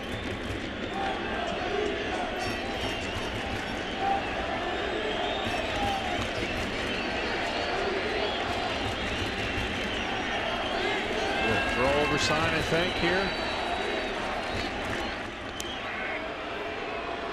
Just keeping the Avila's honest over there. By the way, they have changed the official scoring decision on the ball Avila's hit. That sharply hit ball that got past Granado. and they turned it into an error. And I see you shaking your head already. Doesn't matter. What I put down on my scorecard, I got a perfect scorecard going, and it doesn't happen very often. I'm usually out of the game by the 6th inning. I'm done. I've stopped paying attention. I peek at yours. It's a hit. That guy cannot change my mind. I agree with you. There goes Aviles, and the pitch is fouled away at the plate. That was a sharply hit ball that took a funny hop. I have a tough time thinking that's an error.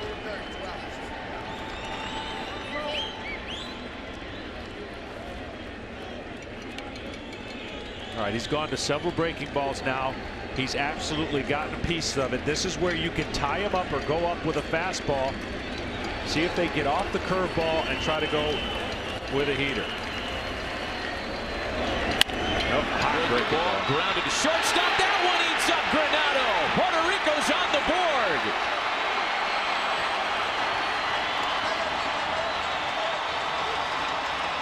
Well, that one was a little bit more of the routine variety. That's an error on the shortstop. And it's 3-1 Italy.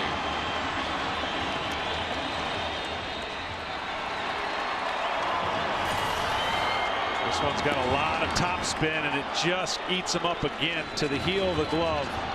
And when it gets to the heel of the glove, not a lot of good things are going to happen.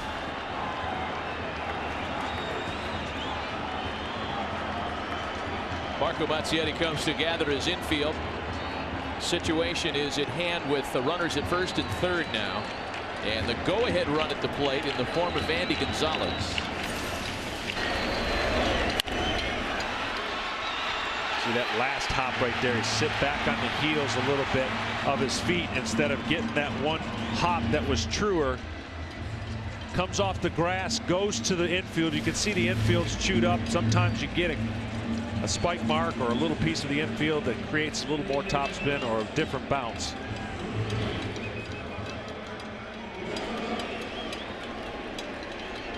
Andy Gonzalez is 1 for 2. Check that, 0 for 1 tonight. He has grounded out and walked. Hitless here in Miami. Had a couple of at-bats off the bench yesterday. Runners at the corners, 2 away. Puerto Rico on the board on the error.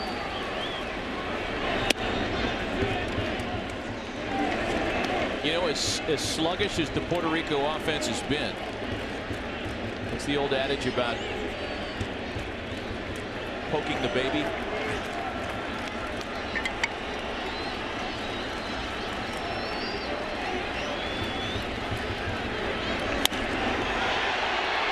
Into left center, should end the inning. Denorfia is under it. Puerto Rico does strike for a run on a hit and a pair of errors. To the 7th, it's now 3-1 Italy. Well, the Puerto Rico fans excited about a little bit of offense, at least a run. It took a couple of errors to help that effort out, but Puerto Rico is on the scoreboard. 3-1 Italy, top of the 7th inning. And it's the top of the Italian order: Nick Punto, Chris Denorfia, and Anthony Rizzo. Hiram Burgos sticks around on the mound. Pitched a scoreless 6th.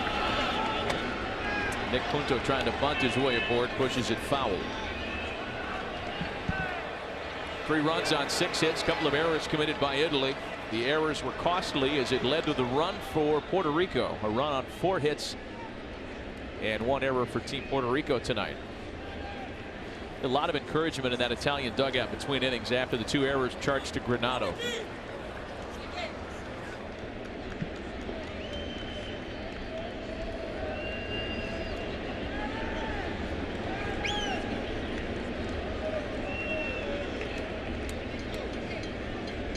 Three balls and a strike to Nick Punto. That's going to angle into the seats, and it's 0-2 to Nick Punto.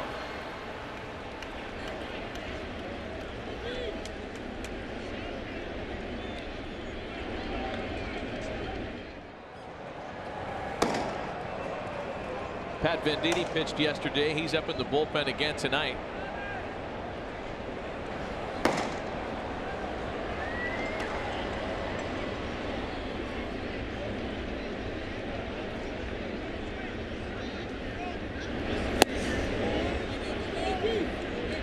ball and 2 strikes.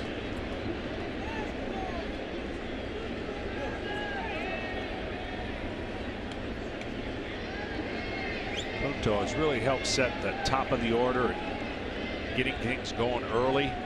Nothing would be better for Team Italy to get that run back if they could. The one they let slip away in the inning prior. To first, a good play by Rivera.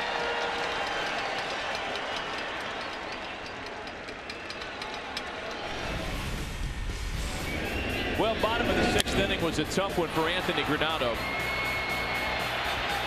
That one was ruled an infield single. This one should have been a single. He took a tough hop that was called an error. And then this one that should have ended the inning without a score that was misplayed. That one was an error. But between innings, none of Anthony's Italian teammates are going to let him think too much about that. A lot of encouragement down there. Yeah, nice job right away by his teammates. Pick him up. Chris Denorfia has 2 hits tonight. And the breaking ball makes it 1-1.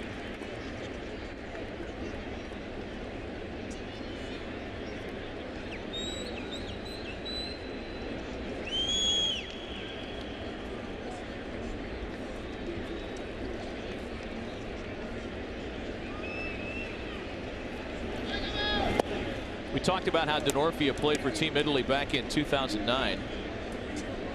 And at the time was still trying to establish himself as a major league regular. Had some time with Cincinnati Reds, some time with Oakland the previous year. He has well since established himself in the San Diego outfield these days and has a 3-hit night tonight. He's having a great tournament.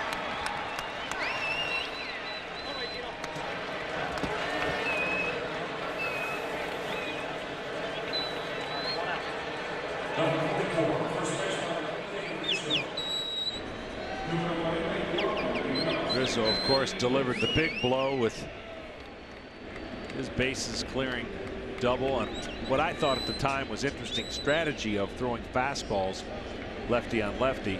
He took advantage of it.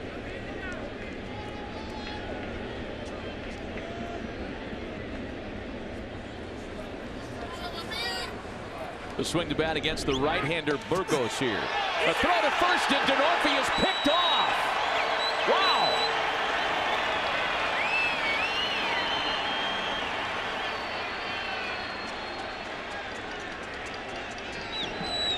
Got to have quick feet as a right-hander, and he certainly did, and the tag went down quick.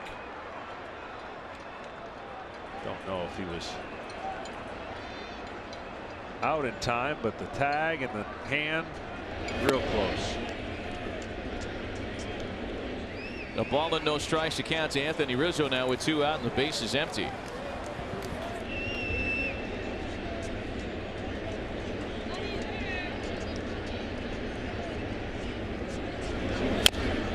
Talked about earlier some mannerisms that were similar to Josh Hamilton and the way that he had his hands. Take a look right here, the way he gets through the zone. He's got a little wiggle, arches his back before he gets going. Josh Hamilton now with the Angels. Similar in the hitting position and where their hands are and strength. Anthony says thanks for the comparison.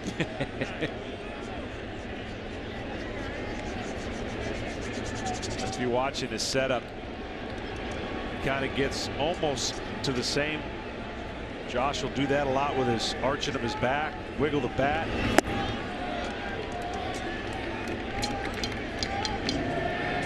Cubs are awfully high on him, rightfully so. Trying to rebuild that organization and get him back to the prominence. Yeah, quite a few things have taken place since the Cubs last won a World Series title, if you haven't been paying attention. 5 new states have been accepted into the Union, including Oklahoma. We're not just talking about Hawaii and Alaska. Yeah, think how much time it took for our producer's handicap to go from 28 down to 19.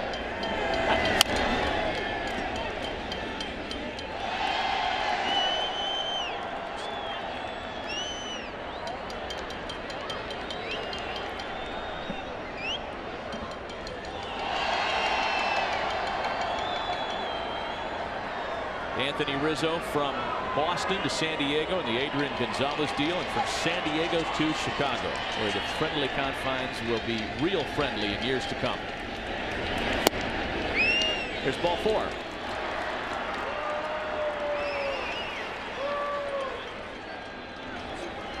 You know, Halley's Comet has passed Earth twice between Cubs World Series wins, just as an aside. It's a pretty good pitch, by the way. Very good pitch.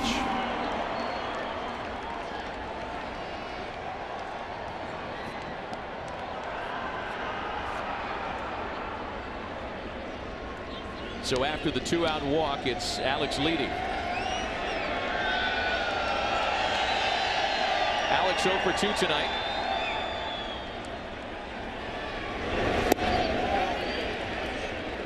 Tried to hold up on the breaking ball. It's 0-1. Leedy was 4 for 7 after his first 2 World Baseball Classic games this year. Had a good start to the tournament in Phoenix, but over his last 2.5, including tonight's, he is 0 for 8.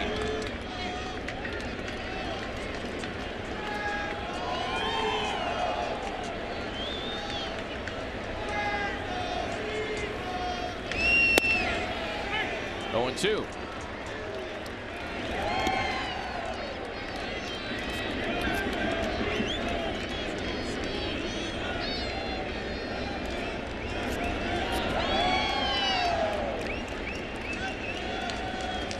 When Puerto Rico bats in their half of the inning, they'll have Eddie Rosario, then the top of the order, Pagan and Falu.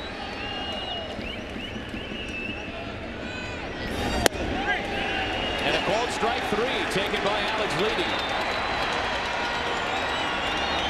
Italy strands a base runner. 7th inning stretch in Miami. Puerto Rico down by 2. Team Puerto Rico with 9 outs left to try to catch the Italians and keep their tournament hopes alive. Jack Santora has taken over at shortstop for Anthony Granado. And Chris Cooper will stick around on the mound. Eddie Rosario, switch hitter Angel Pagan, and then Irving Falu in the 7th.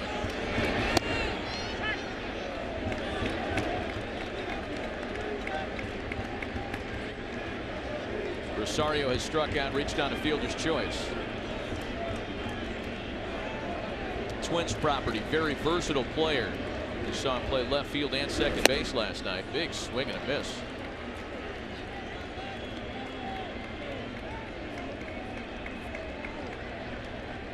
Mr. Cooper gathers himself extremely well in his mechanics. Good touch on his breaking ball. Maybe not overpowering fastball, but he slows the hitter down and makes the fastball look faster. So breaking ball slapped to second base for Nick Punto. And the Italians are 8 outs away from keeping it alive. Well, this one was scoreless, relatively deep into the night. In fact, the first runs came in the 5th. The only runs for Team Italy on one swing of the bat. Anthony Rizzo's bases loaded double. Puerto Rico chipped away for 1 on a base hit and a pair of errors in the 6th. And here's Angel Pagan now with 1 away in the 7th. Be careful leaving a breaking ball out over the plate to this guy. He will drive the ball and make you pay. Popped him up. Beat him inside with a fastball. Everything's been off speed for the most part. First pitch, he drives it in there, jams him. The frustration continues for Puerto Rico.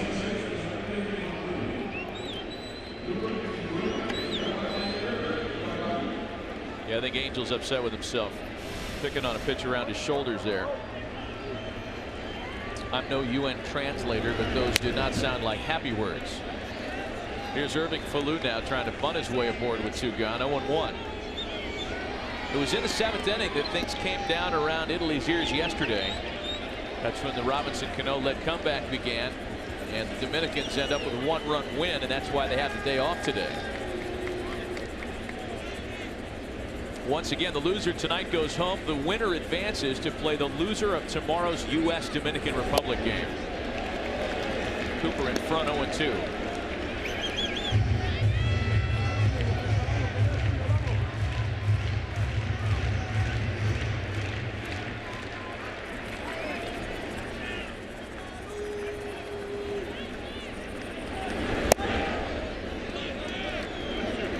Ball and 2 strikes.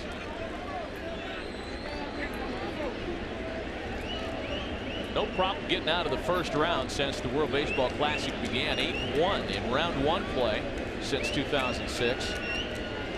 It's getting past that second round that has proven difficult.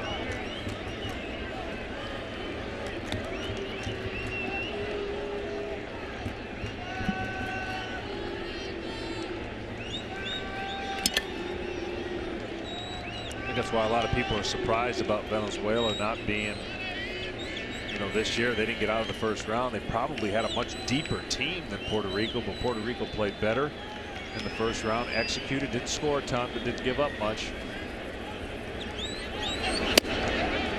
That's amounted to a national scandal in Venezuela. There was a lot said about that. Yeah.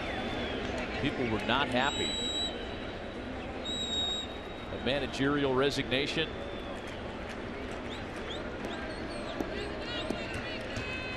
A lot of folks that watched Pool C, that watched Team Venezuela, felt like it looked like some of their star players just weren't in baseball shape yet. Well, that's a ground ball to short. And a 1-2-3 7th by Chris Cooper.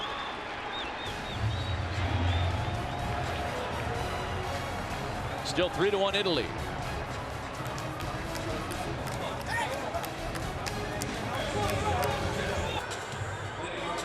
Team Italy on top. They continue to lead. It's a 3-1 advantage as we get into the late stages of this elimination game in Miami tonight. Back with John Smoltz and Heidi Watney, Matt Vasgersian. Chris Colavello leads things off in the Italy half of the inning.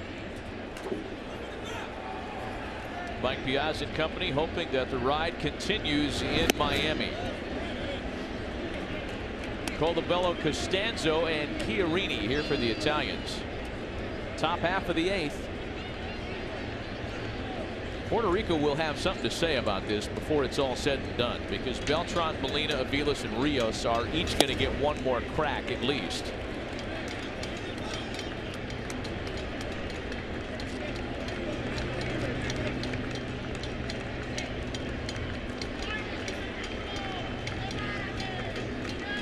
Hiram Burgos, the 4th Puerto Rican pitcher to work tonight. Giacarlo Alvarado threw the ball well, deserved a better fade. He left with the bases loaded. All those runs came around to score. A good slider has Colavello swing and miss.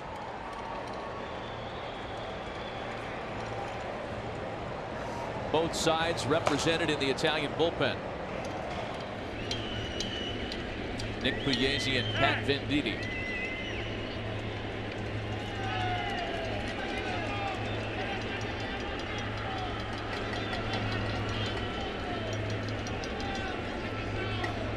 Colavello hitless tonight. He homered yesterday and strikes out. He's 0 for 4 tonight.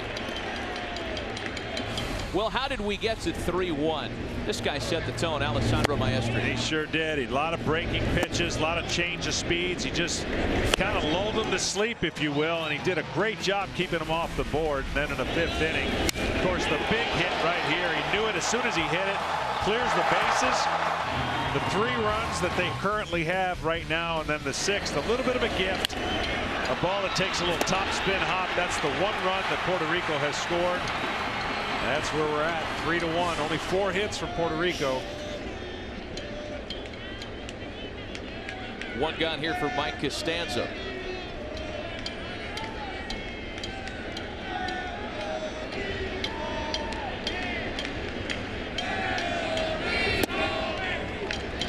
It has been a tournament-long issue for Puerto Rico, the inability to drive in runners in scoring position.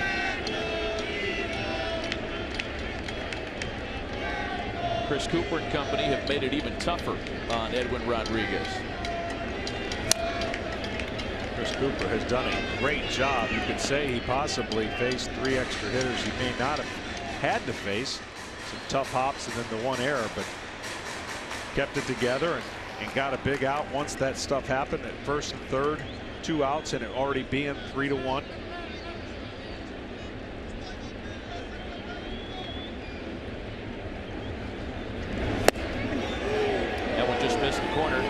It's 2-2 to Costanzo. For Mike Costanzo, it's been a lifetime of baseball, much of it at the professional level. He was a second-round draft choice back in 2005 by his hometown team, the Phillies. Ground ball to second for Falou. And for a kid who arrived into the world in a miniature Philadelphia Phillies jacket when he was taken home by his family from the hospital, to be drafted by his favorite team. Yeah, I don't know if you could write that. It's like a Vince Papale story all over again.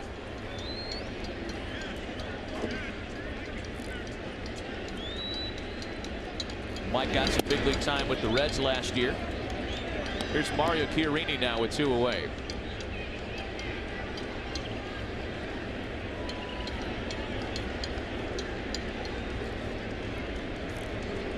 Chiarini has walked in 3 plate appearances tonight. And it's a ball and a strike.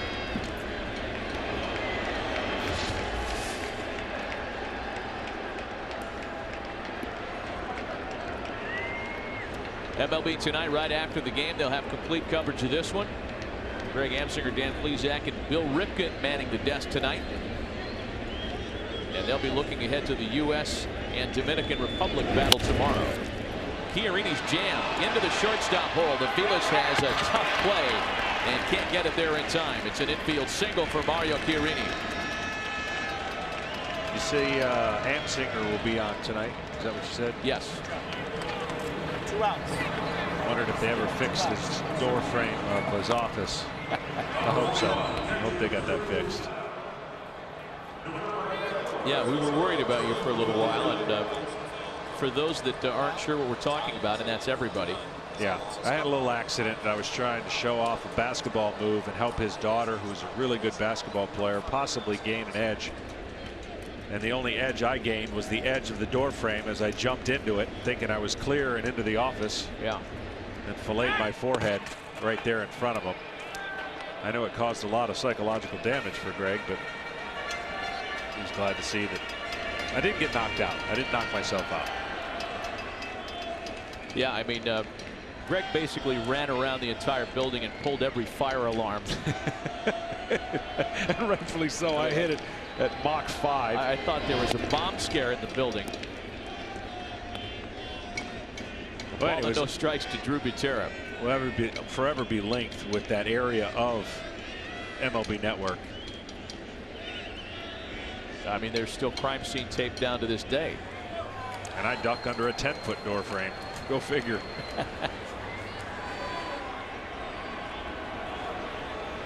Puerto Rico has the meat of the order when we go to the bottom of the 8th inning. Burgos trying to get it there still with just a 2-run deficit. I believe a lot of this conversation happening on the Italy side with those 2 guys hot.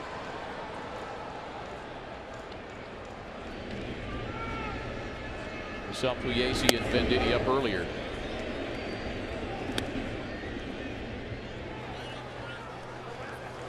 It's been a while since Jason Grilli last pitched for Team Italy, as a matter of fact. His only appearance in the World Baseball Classic came in their upset win on Thursday against Mexico.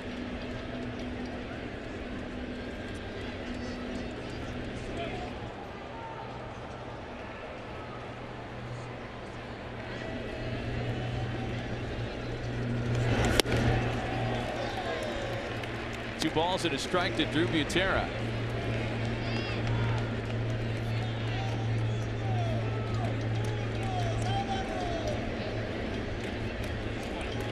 You know, it doesn't look like it's going to be Grilli to pitch in the 8th. In fact, Jason's just sitting around. 2 other guys are hot. He does have great numbers against the big leaguers in the middle of the lineup who will bat in the 8th. Beltran and Molina in particular. 2 balls and 2 strikes to Drew Butera. It'd be hard for me to believe that whoever goes out to pitch the 8th, that he doesn't get ready just in case. He won't start warming up.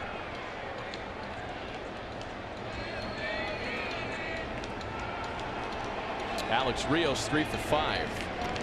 And if the side goes down in order in the 8th, Rios would lead off the 9th.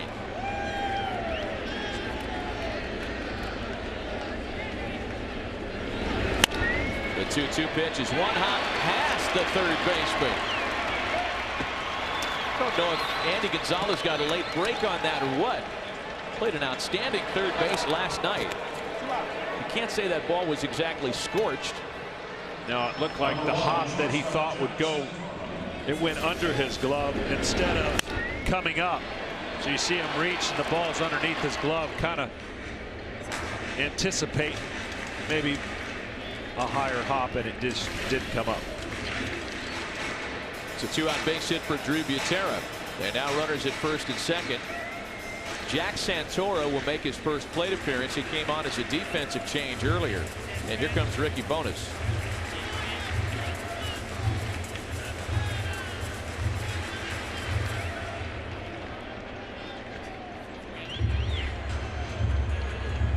We've talked about the combined career accomplishments on a lot of these coaching staffs throughout the tournament.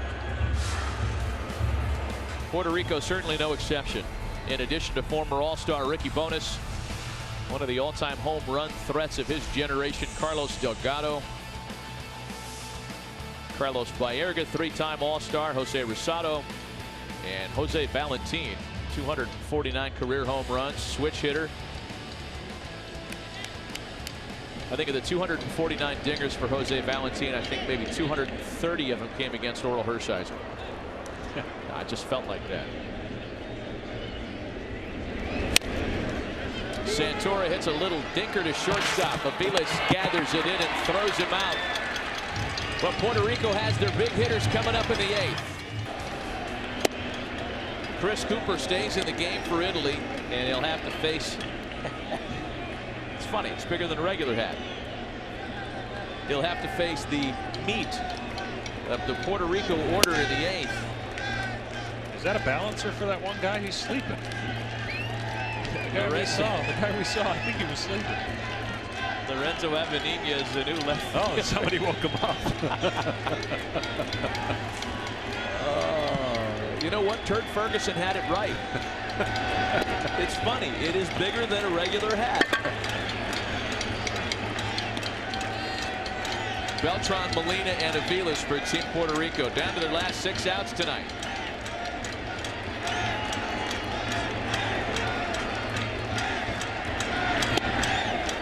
And there's ball 4 to Beltran. That's going to bring the tying run to the plate.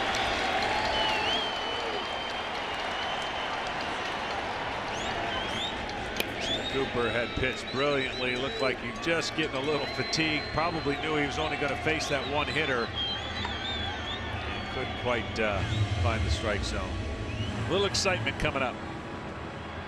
Cooper's gone after a great 2 1/3, and it's back to the Italian bullpen. We'll be right back.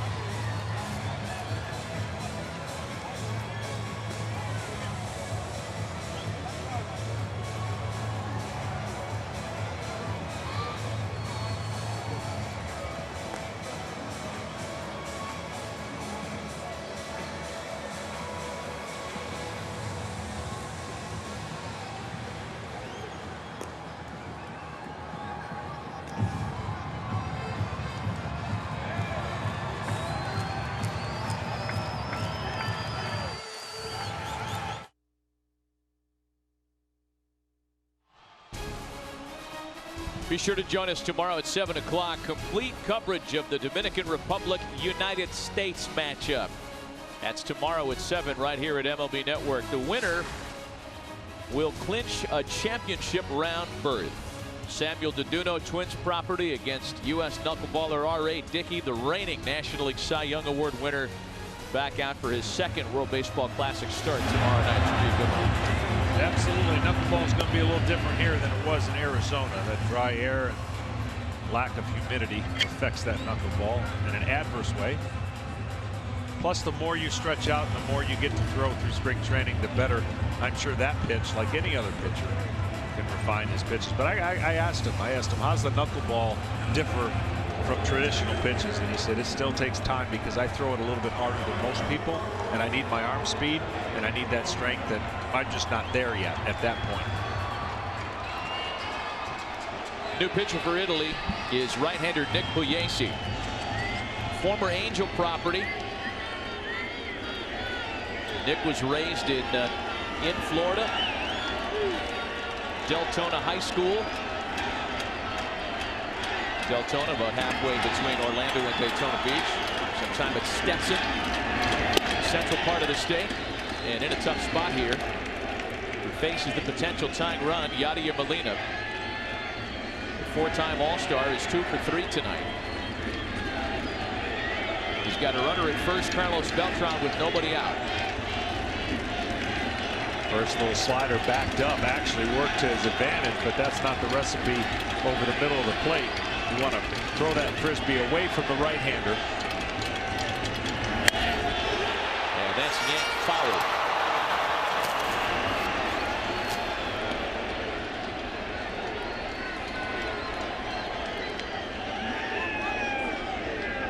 After Molina, it's Mike Aviles.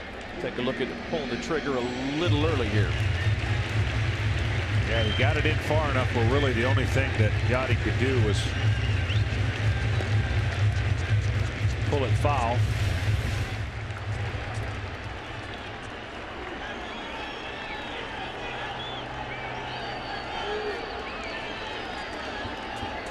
A run on just 4 hits for Team Puerto Rico tonight. A ball and 2 strikes. Just see really tension of throwing that pitch a little tight. That slider's starting to be, you got to get it out in front of you. That pitch is supposed to, believe it or not, break away from him, and it's going backwards. So you have to figure something out if he's going to go to that pitch again. He's going to have to sweep it, stay on it, and don't go around it.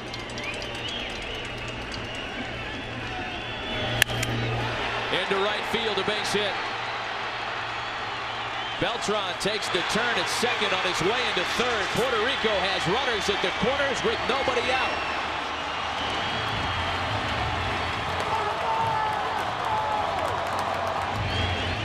Again, we're going to see a replay of this, and it's a flat slider. Flat in the zone. And easily tracked by Molina. He stays on it. It doesn't break away far enough, and he goes the place you need to go with it.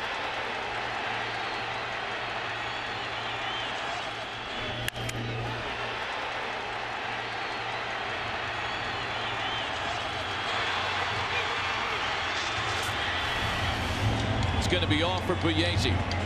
He faces one batter, leaves with runners at the corners and nobody out. Brian Sweeney is the right-hander, and he will be called on back-to-back nights to try to get Team Italy out of their biggest jam yet. Well, once again, Italy's bullpen is trying to hold on a late opposing surge. Jason Grilli still with the sweats on and has not been called on yet to get hot. Well, you know, everybody will probably play a little armchair and say, you know, this inning right here is arguably where the meat of the order is. Why not put him in there? And the other thing we possibly do not know is if Pittsburgh, his organization, said, hey, we don't want to pitch in 2 innings. So we don't know all that. But needless to say, if Italy has any chance, he has to get in the game with the lead. And if he doesn't get a chance to pitch with the lead, then we know what's going to happen. Well, Brian Sweeney would love to give him that chance by getting out of this jam. It is quite a mess, though, with runners at the corners and nobody out, and Aviles and Rios scheduled.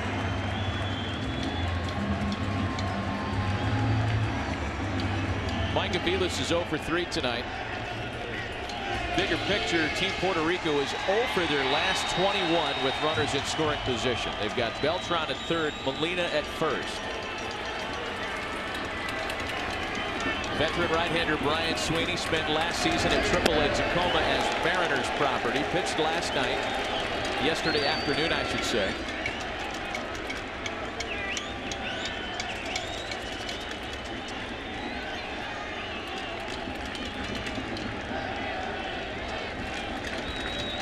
And one big hit's been the difference. Anthony Rizzo's bases loaded double. The ground ball to second. It's going to get a run in to second for 1. Santora's relay's not in time.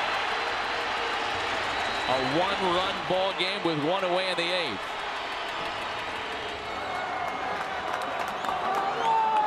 Tell you what, when I first saw the play, it looked like he had turned it, but we're going to get a chance to see the video evidence of it. Nice turn for the non-traditional, but the umpire got it right.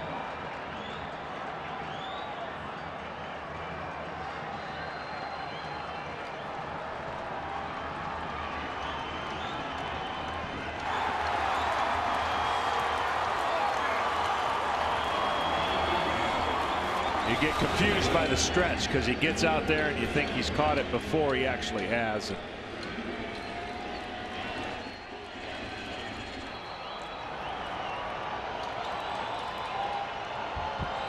This is Brian Sweeney's jam to get out of. Pat Venditti's up.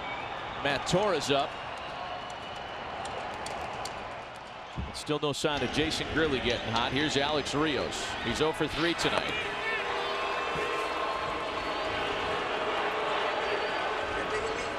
You know, we said this yesterday when Brian Sweeney was trying to keep the Dominican Republic at bay.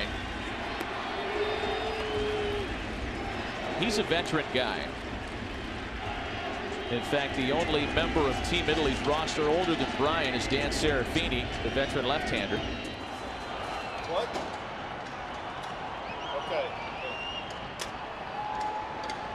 Next batter. 38-year-old right-hander is set. And a strike to Alex Rios.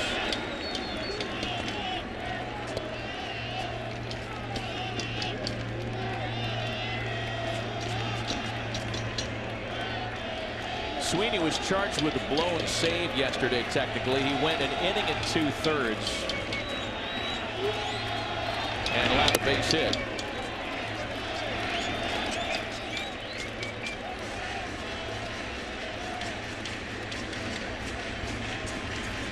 Well, that's not right either. He just went an inning and 2/3 and allowed a base hit. He struck out 2. But the other guy's runners.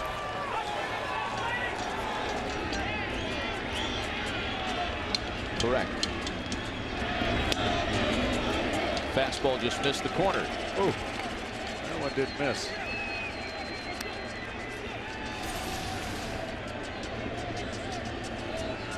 Oh man, really? I can see that. I can see something not catching the corner. Where's Hawk Harrelson when you need him? Come on, Wagner!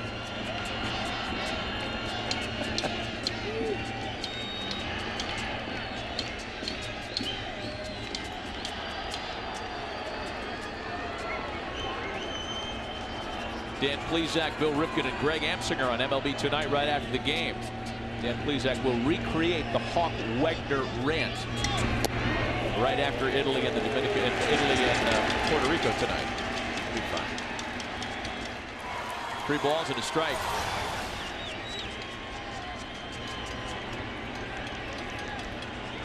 That missed.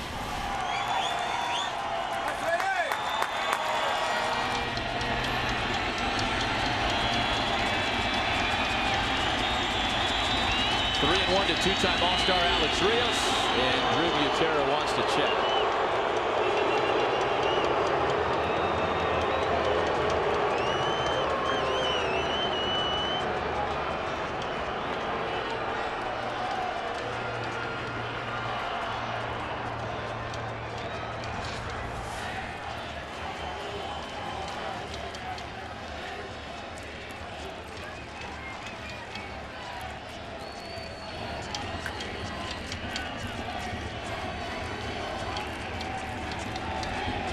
Puerto Rico fans haven't had a whole lot to get excited about until now. This is as close as they've been since the game was tied through the first 4+.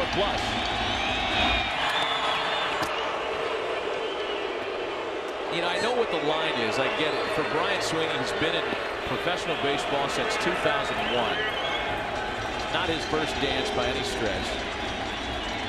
But when that 1-1 pitch that was right down the chute was called ball 2 in such a big spot, that's a game changer. And Alex Rios fights him off for a base hit to right. Wrapping around is Aviles. The throw in is too late. The tying run's 90 feet away with 1 out. The go-ahead run at first base. That 1-1 call changed the at-bat.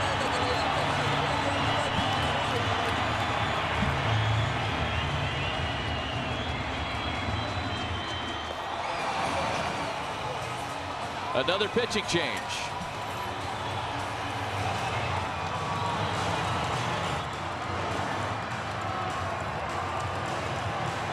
So Brian Sweeney will exit with runners at the corners and turn it over to Pat Venditti here in the 8th.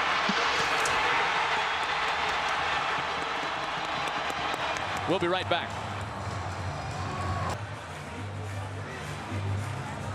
Well, Brian Sweeney exits with runners at the corners, a run in and 1 away. We'll take you back to the 1-1 pitch that changed the at-bat against Alex Rios. Yeah, the only thing you might be able to say is the catcher kind of stabs at it because he was looking for it in, but that pitch obviously right down the middle.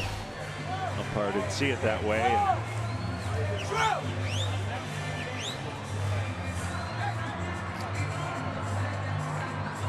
The base hit by Rios, runners at the corners. Aviles wrapped around. And a pinch hitter will swing the bat for Team Puerto Rico against the new pitcher for Italy, left-hander Pat Venditti. He also worked yesterday in 2/3 of an inning, was charged with 3 earned runs on 3 hits. And Pat will have a chance to forget about that one tonight. Yankee property. We've talked a lot about Pat in the World Baseball Classic. He's a switch pitcher, ambidextrous, can do it with both arms. Throwing only left-handed these days after he's recovered from shoulder surgery on the right side. And here is Luis Figueroa to pinch hit.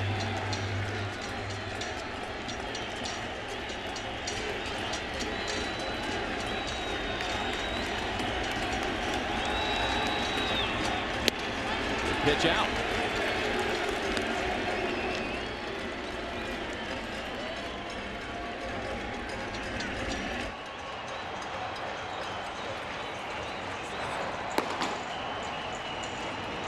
Still no sign of Jason Grilli up. It's Matt Torra and veteran left-hander Dan Serafini.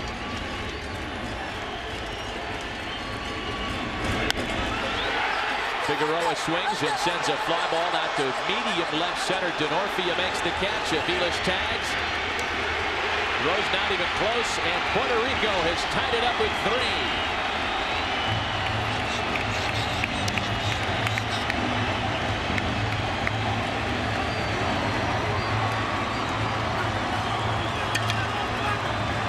Has got to know better than that. I mean, he now put the second runner on second base, the go-ahead run. He's trying to throw a guy out from deep center field. There's no chance, absolutely no chance. And he allowed the runner to move up from first to second. Not what you want to have happen here. This ball's easily going to score. Now, typically, you got to hit the cutoff man and keep it going from second. He just takes off and throws it. And the catcher does all he can to come up and try to cut it off, but that's just not a good play.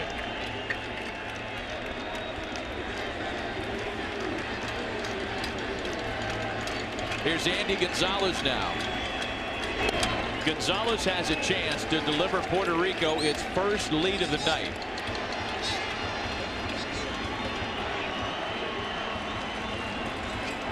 Puerto Rico got their first run on a base hit and a couple of errors in the 6th. They're on the board with 2 here.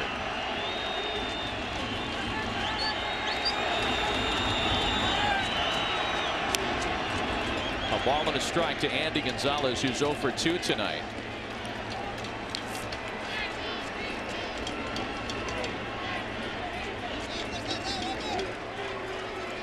When we go to the top of the 9th inning, and Pat Venditti hoping to get it there, still tied.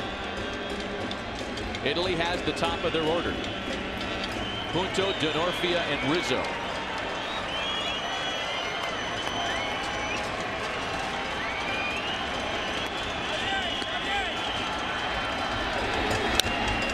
On the ground to the left side, a tough play. A great play by Santora. The throw to first brings Rizzo off the bag, and scoring all the way from second is Rios.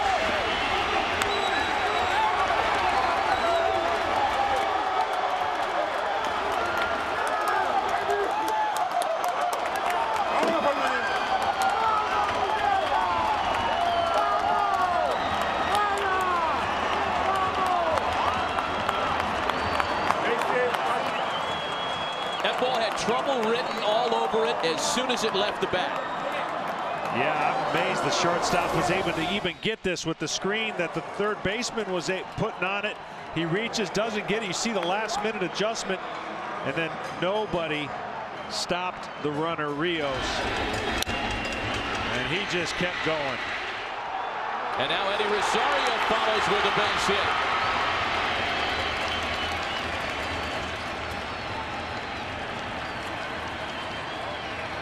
That's Puerto Rico's 4th hit of the inning.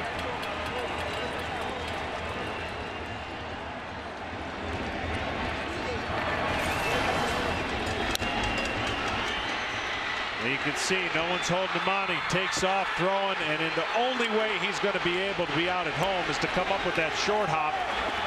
Rizzo tried to do what he could to come off the bag. You know, these are the same kind of fundamental breakdowns that cost Team Italy yesterday against the Dominican Republic. Yeah, it's just a shame for a team that has overachieved and played their hearts out. They very easily could have won the first game. Certainly in position to win this game. And the little things have cost them. It was the little things that helped them win against Mexico, where Mexico gave them some chances to put runs on the board by not executing. But man, this is to not have Grilli pitch in this inning and or possibly not pitch at all in the second round. Got to be tough. And now you have to face Angel Pagan. It gets even tougher for Pat Venditti. Pagan's 1 for 4 tonight.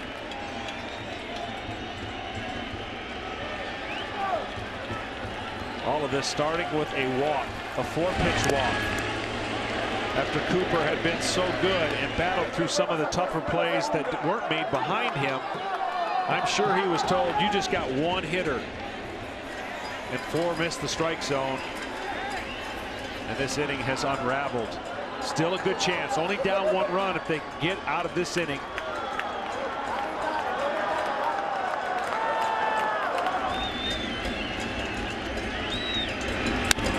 Pagan hits it on the ground to shortstop. Santora to third.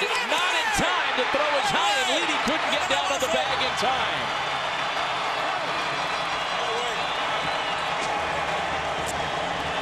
Puerto Rico has loaded the bases with 2 away.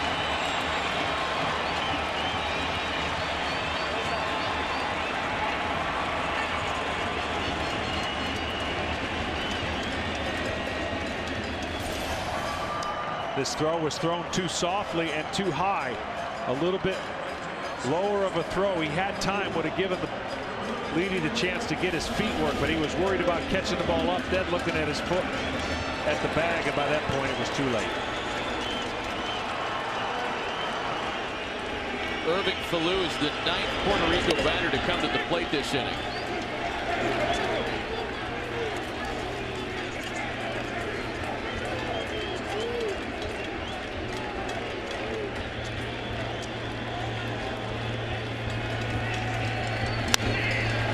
A ground ball to shortstop. Santora's got it and throws him out. All told, however, Puerto Rico bats around. They had 4 hits entering the 8th. They get 4 hits and 3 runs in the 8th to take a 1-run lead to the top of the 9th. Well, this is the first time all night long that Italy will hit trailing, and it was a complete breakdown on a number of fronts in the bottom of the 8th. Yeah, the third baseman actually deflects this. The shortstop makes a great play in getting it, but his feet are all messed up, and so therefore he can't get the ball in the air. Rizzo tries to come off the bag to beat the ball from short hopping because he knows the runner's running. He can't come off the bag and get it cleanly. Therefore, it's no man's land, and the runner scored, and Puerto Rico goes ahead. You can see it from this view. The shortstop at best, his backhand set his feet to throw, but that had to change when the backhand went to almost a scoop. He switched his glove to get it and just couldn't get his feet right. And good hustle by Rios.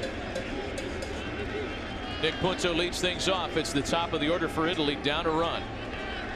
It wasn't just that play either. I mean, there were a series of plays in that 8th inning, including a missed cutoff man, that came back to spell runs and an eventual deficit for Team Italy.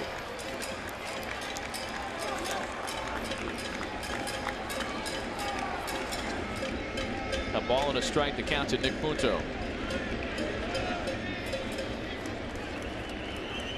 So Italy, after leading since the 3-run double by Anthony Rizzo, are now 3 outs away from tournament elimination tonight.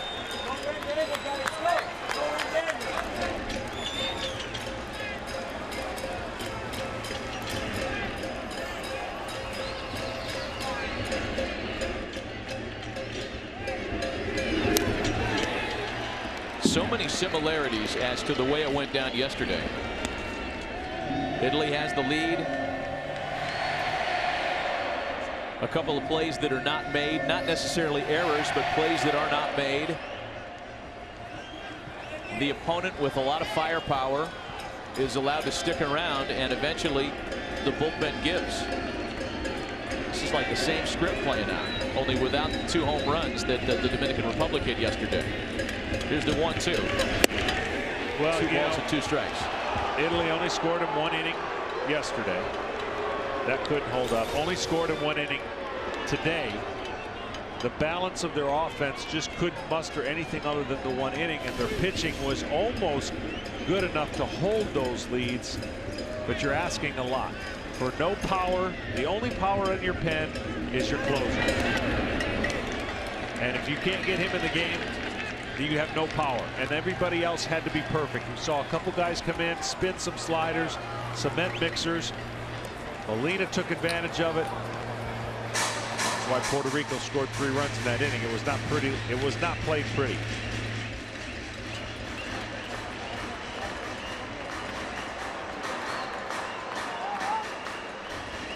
Nick Punto has worked to count full. 3 balls and 2 strikes. Giacarlo next, and then Rizzo. Puerto Rico asking for a 4th inning out of Hiram Burgos. A called strike 3. Nick's on his way to first.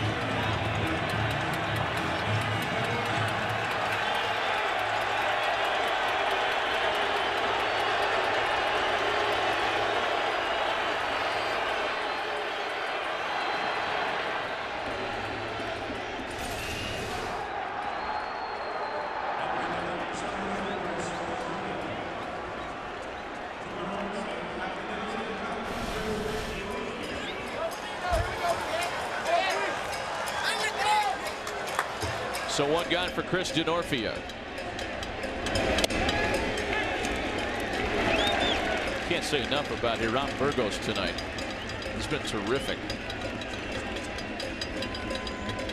Giacarlo Alvarado left with the bases loaded and a shutout on the board.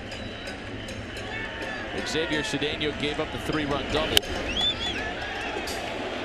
Jose de la Torre worked 2/3 of an inning, and it's been Burgos ever since, and he's been great. His fastballs have pretty good command and life, and then of course that slider slash breaking ball.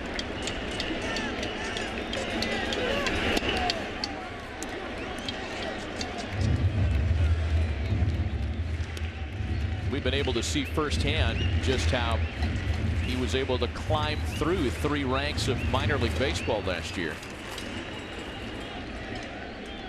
from high A Brevard County to Double A Huntsville, all the way to Triple A Nashville in the Brewers chain.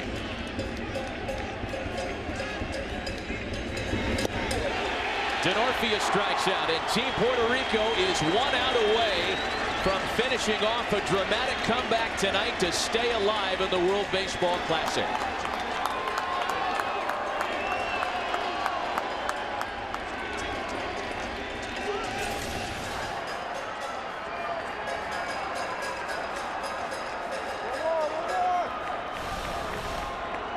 Well, with the big left-hander Anthony Rizzo scheduled, a big smile on the face of Puerto Rico's manager. And that's going to be all for Burgos. He pitched terrific baseball here. Edwin Rodriguez has made the change. Burgos exits to a great ovation, and we'll be right back. This copyrighted telecast is presented by authority of the World Baseball Classic Incorporated and may not be reproduced or retransmitted in any form, and the accounts and descriptions of this game may not be disseminated without express written consent. Edwin Rodriguez has made what he hopes is one final pitching change for the veteran left-hander J.C. Romero to try to counteract Anthony Rizzo, who represents the last shot for Italy.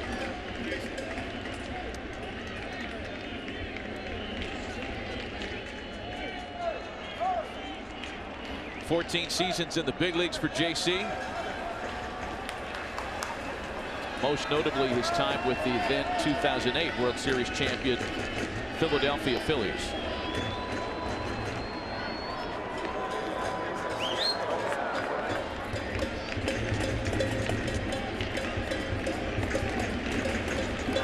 Anthony Rizzo struck the big blow for Team Italy tonight. The bases clearing 3-run double in the 5th. Those 3 runs could not hold up. Fastball misses the corner.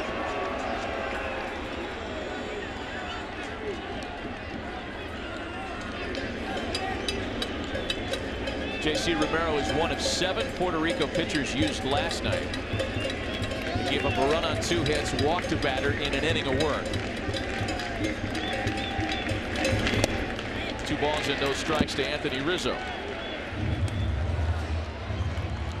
Sure, here you're going to be ultra conservative and careful. The outfield's playing extremely deep, trying to cut off doubles. Could almost get a double with a blue pit. Alex Leedy hoping for a chance next. He's 0 for 3 tonight. Rizzo taking all the way, 2-1. Puerto Rico did not earn their first lead of the night until the bottom of the 8th inning, when with 3 runs they took the 4-3 advantage.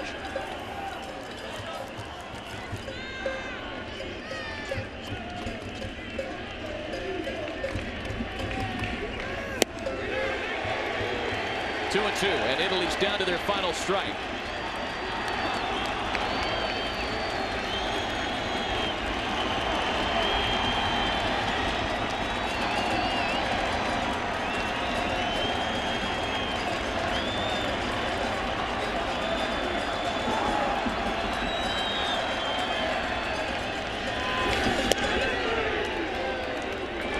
All the way to a full count.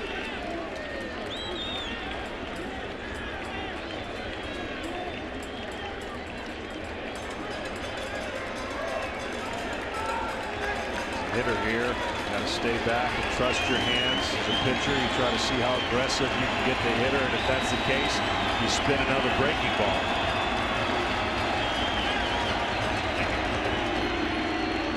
And it's Anthony Rizzo that takes time. Fernando Cabrera, a right-hander, is up in the bullpen. Should this game go another at-bat?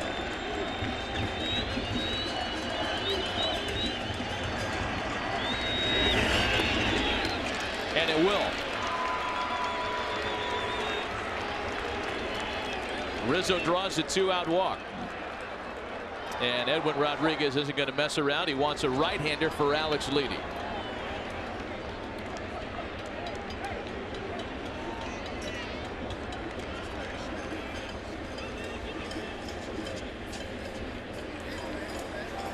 So the tying run aboard. The go-ahead run comes to the plate with 2 out in the top of the 9th. With everything on the line tonight, another pitching change, and we'll be right back.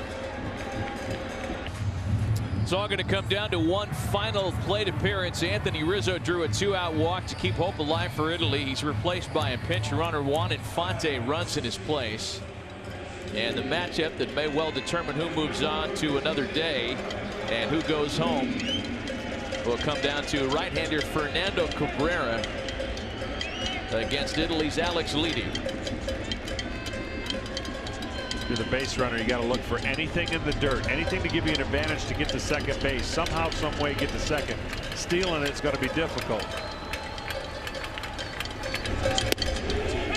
Cabrera's first pitch is a strike. Alex Leedy is hitless tonight. He drew a base on balls in the first and is 0 for his last 9 in the tournament.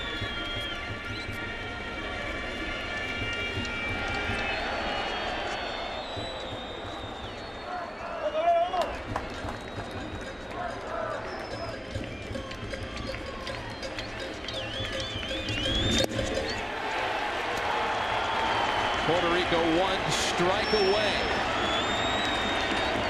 from playing at least one more game in the World Baseball Classic.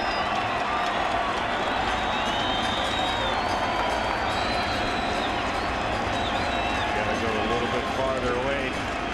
See if you can steal some more inches down and away.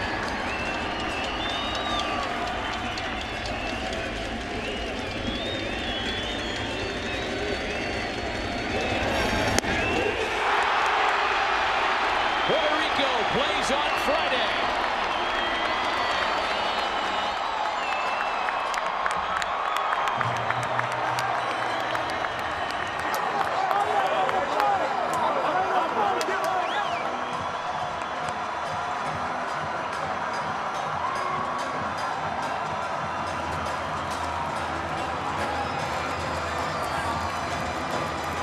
Midnight comes a little earlier than the Cinderella Italians had hoped.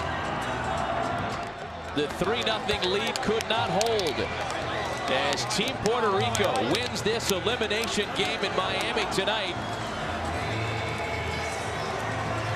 They'll face the loser of the Dominican Republic-U.S. game tomorrow to decide who moves on to San Francisco.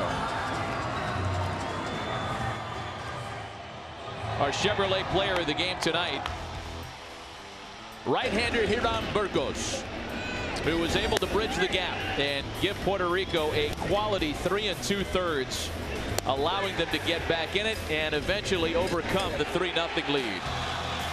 Ball comes out of his hand good and crisp. Everything he threw off his fastball, the height of his fastball, with that breaking ball and off-speed pitch that he threw. Wow. He did pick them up when they needed it most and kept the team right there. And that guy right there will go back to his team, but did not get a chance to pitch in an effective situation, or any situation for that matter. So Italy's run comes to an end. Next up for Puerto Rico, they'll have a chance to avenge a loss to either the U.S. or the Dominican Republic, two teams that they've lost to in the World Baseball Classic. They'll meet one of them on Friday with a chance to move on to the semifinals in San Francisco. A lot of happy Puerto Rico stars, including one that's with Heidi Watney. Yeah, I've got Alex Rios here. You scored the go-ahead run on essentially an infield single. You didn't stop running. Can you take us through that play from your perspective? Well, we had to take advantage of everything we had. You know, there's 2 outs on that play, and I just had to keep running. You know, we had a big 8th inning. We did everything we had to do, and Jadier had a great at-bat. Beltran got on base early, and Jadier moved him over. So it was a big 8th. We did everything we had to do. You guys needed that 8th inning. You were behind the entire game. What was the mood like in the dugout as you entered that 8th inning down run? Well, we know we were down, but we never quit. You know, as you can see, we never quit. We had that big 8th, that 8th inning tells you a lot. You know, but about our attitude. You know, we never quit, and that's what we're here for. You stave off elimination, but you will face the U.S. or the Dominican Republic next. You've lost to both of those teams. What do you do to prepare for that game? We have to keep doing what we've been doing. You know, we have to play small ball. We have to do everything we have to do. You know, we have to move the runners over. We have to take advantage of mistakes, and we just have to come out and play baseball. That's all we have to do. All right, thanks, Alex. Back to you, Matt.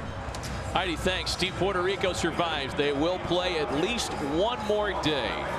The Italian team says buona notte to the 2013 World Baseball Classic. What a great run they had. So an updated look at this round 2 bracket. Next up on the agenda, tomorrow night's showdown, the clash of the Titans, if you will, between Team Dominican Republic and Team USA. The winner goes all the way through to San Francisco. A lot on the line tomorrow. Well, there definitely is, and can't say enough about what Team Italy did. I mean, 2 one-run losses. Nobody gave them a chance to even compete as competitively as they did. Frustrating situation for some of them, not many. They'll go to their organizations, but for most of them, they'll go back home and try to further their game. Puerto Rico stays alive, rich in the history of their baseball, and they need today, much needed day off, and they await a team on Friday. Boy, a terrific night tonight in Miami. It's been a lot of fun bringing you this one. Elimination baseball, nothing like it. It's Puerto Rico that survives to play another day. Tomorrow night, it's Team USA against the Dominican Republic. The winner gets a berth in the championship round in San Francisco. Tomorrow's coverage begins at 7 Eastern right here on MLB Network. Coming up next, Greg Amsinger, Dan Plesac, and Bill Ripken have MLB Tonight. For John Smoltz and Heidi Watney, this is Matt Vasgersian saying good night from Miami. Thanks for watching the World Baseball Classic on MLB Network.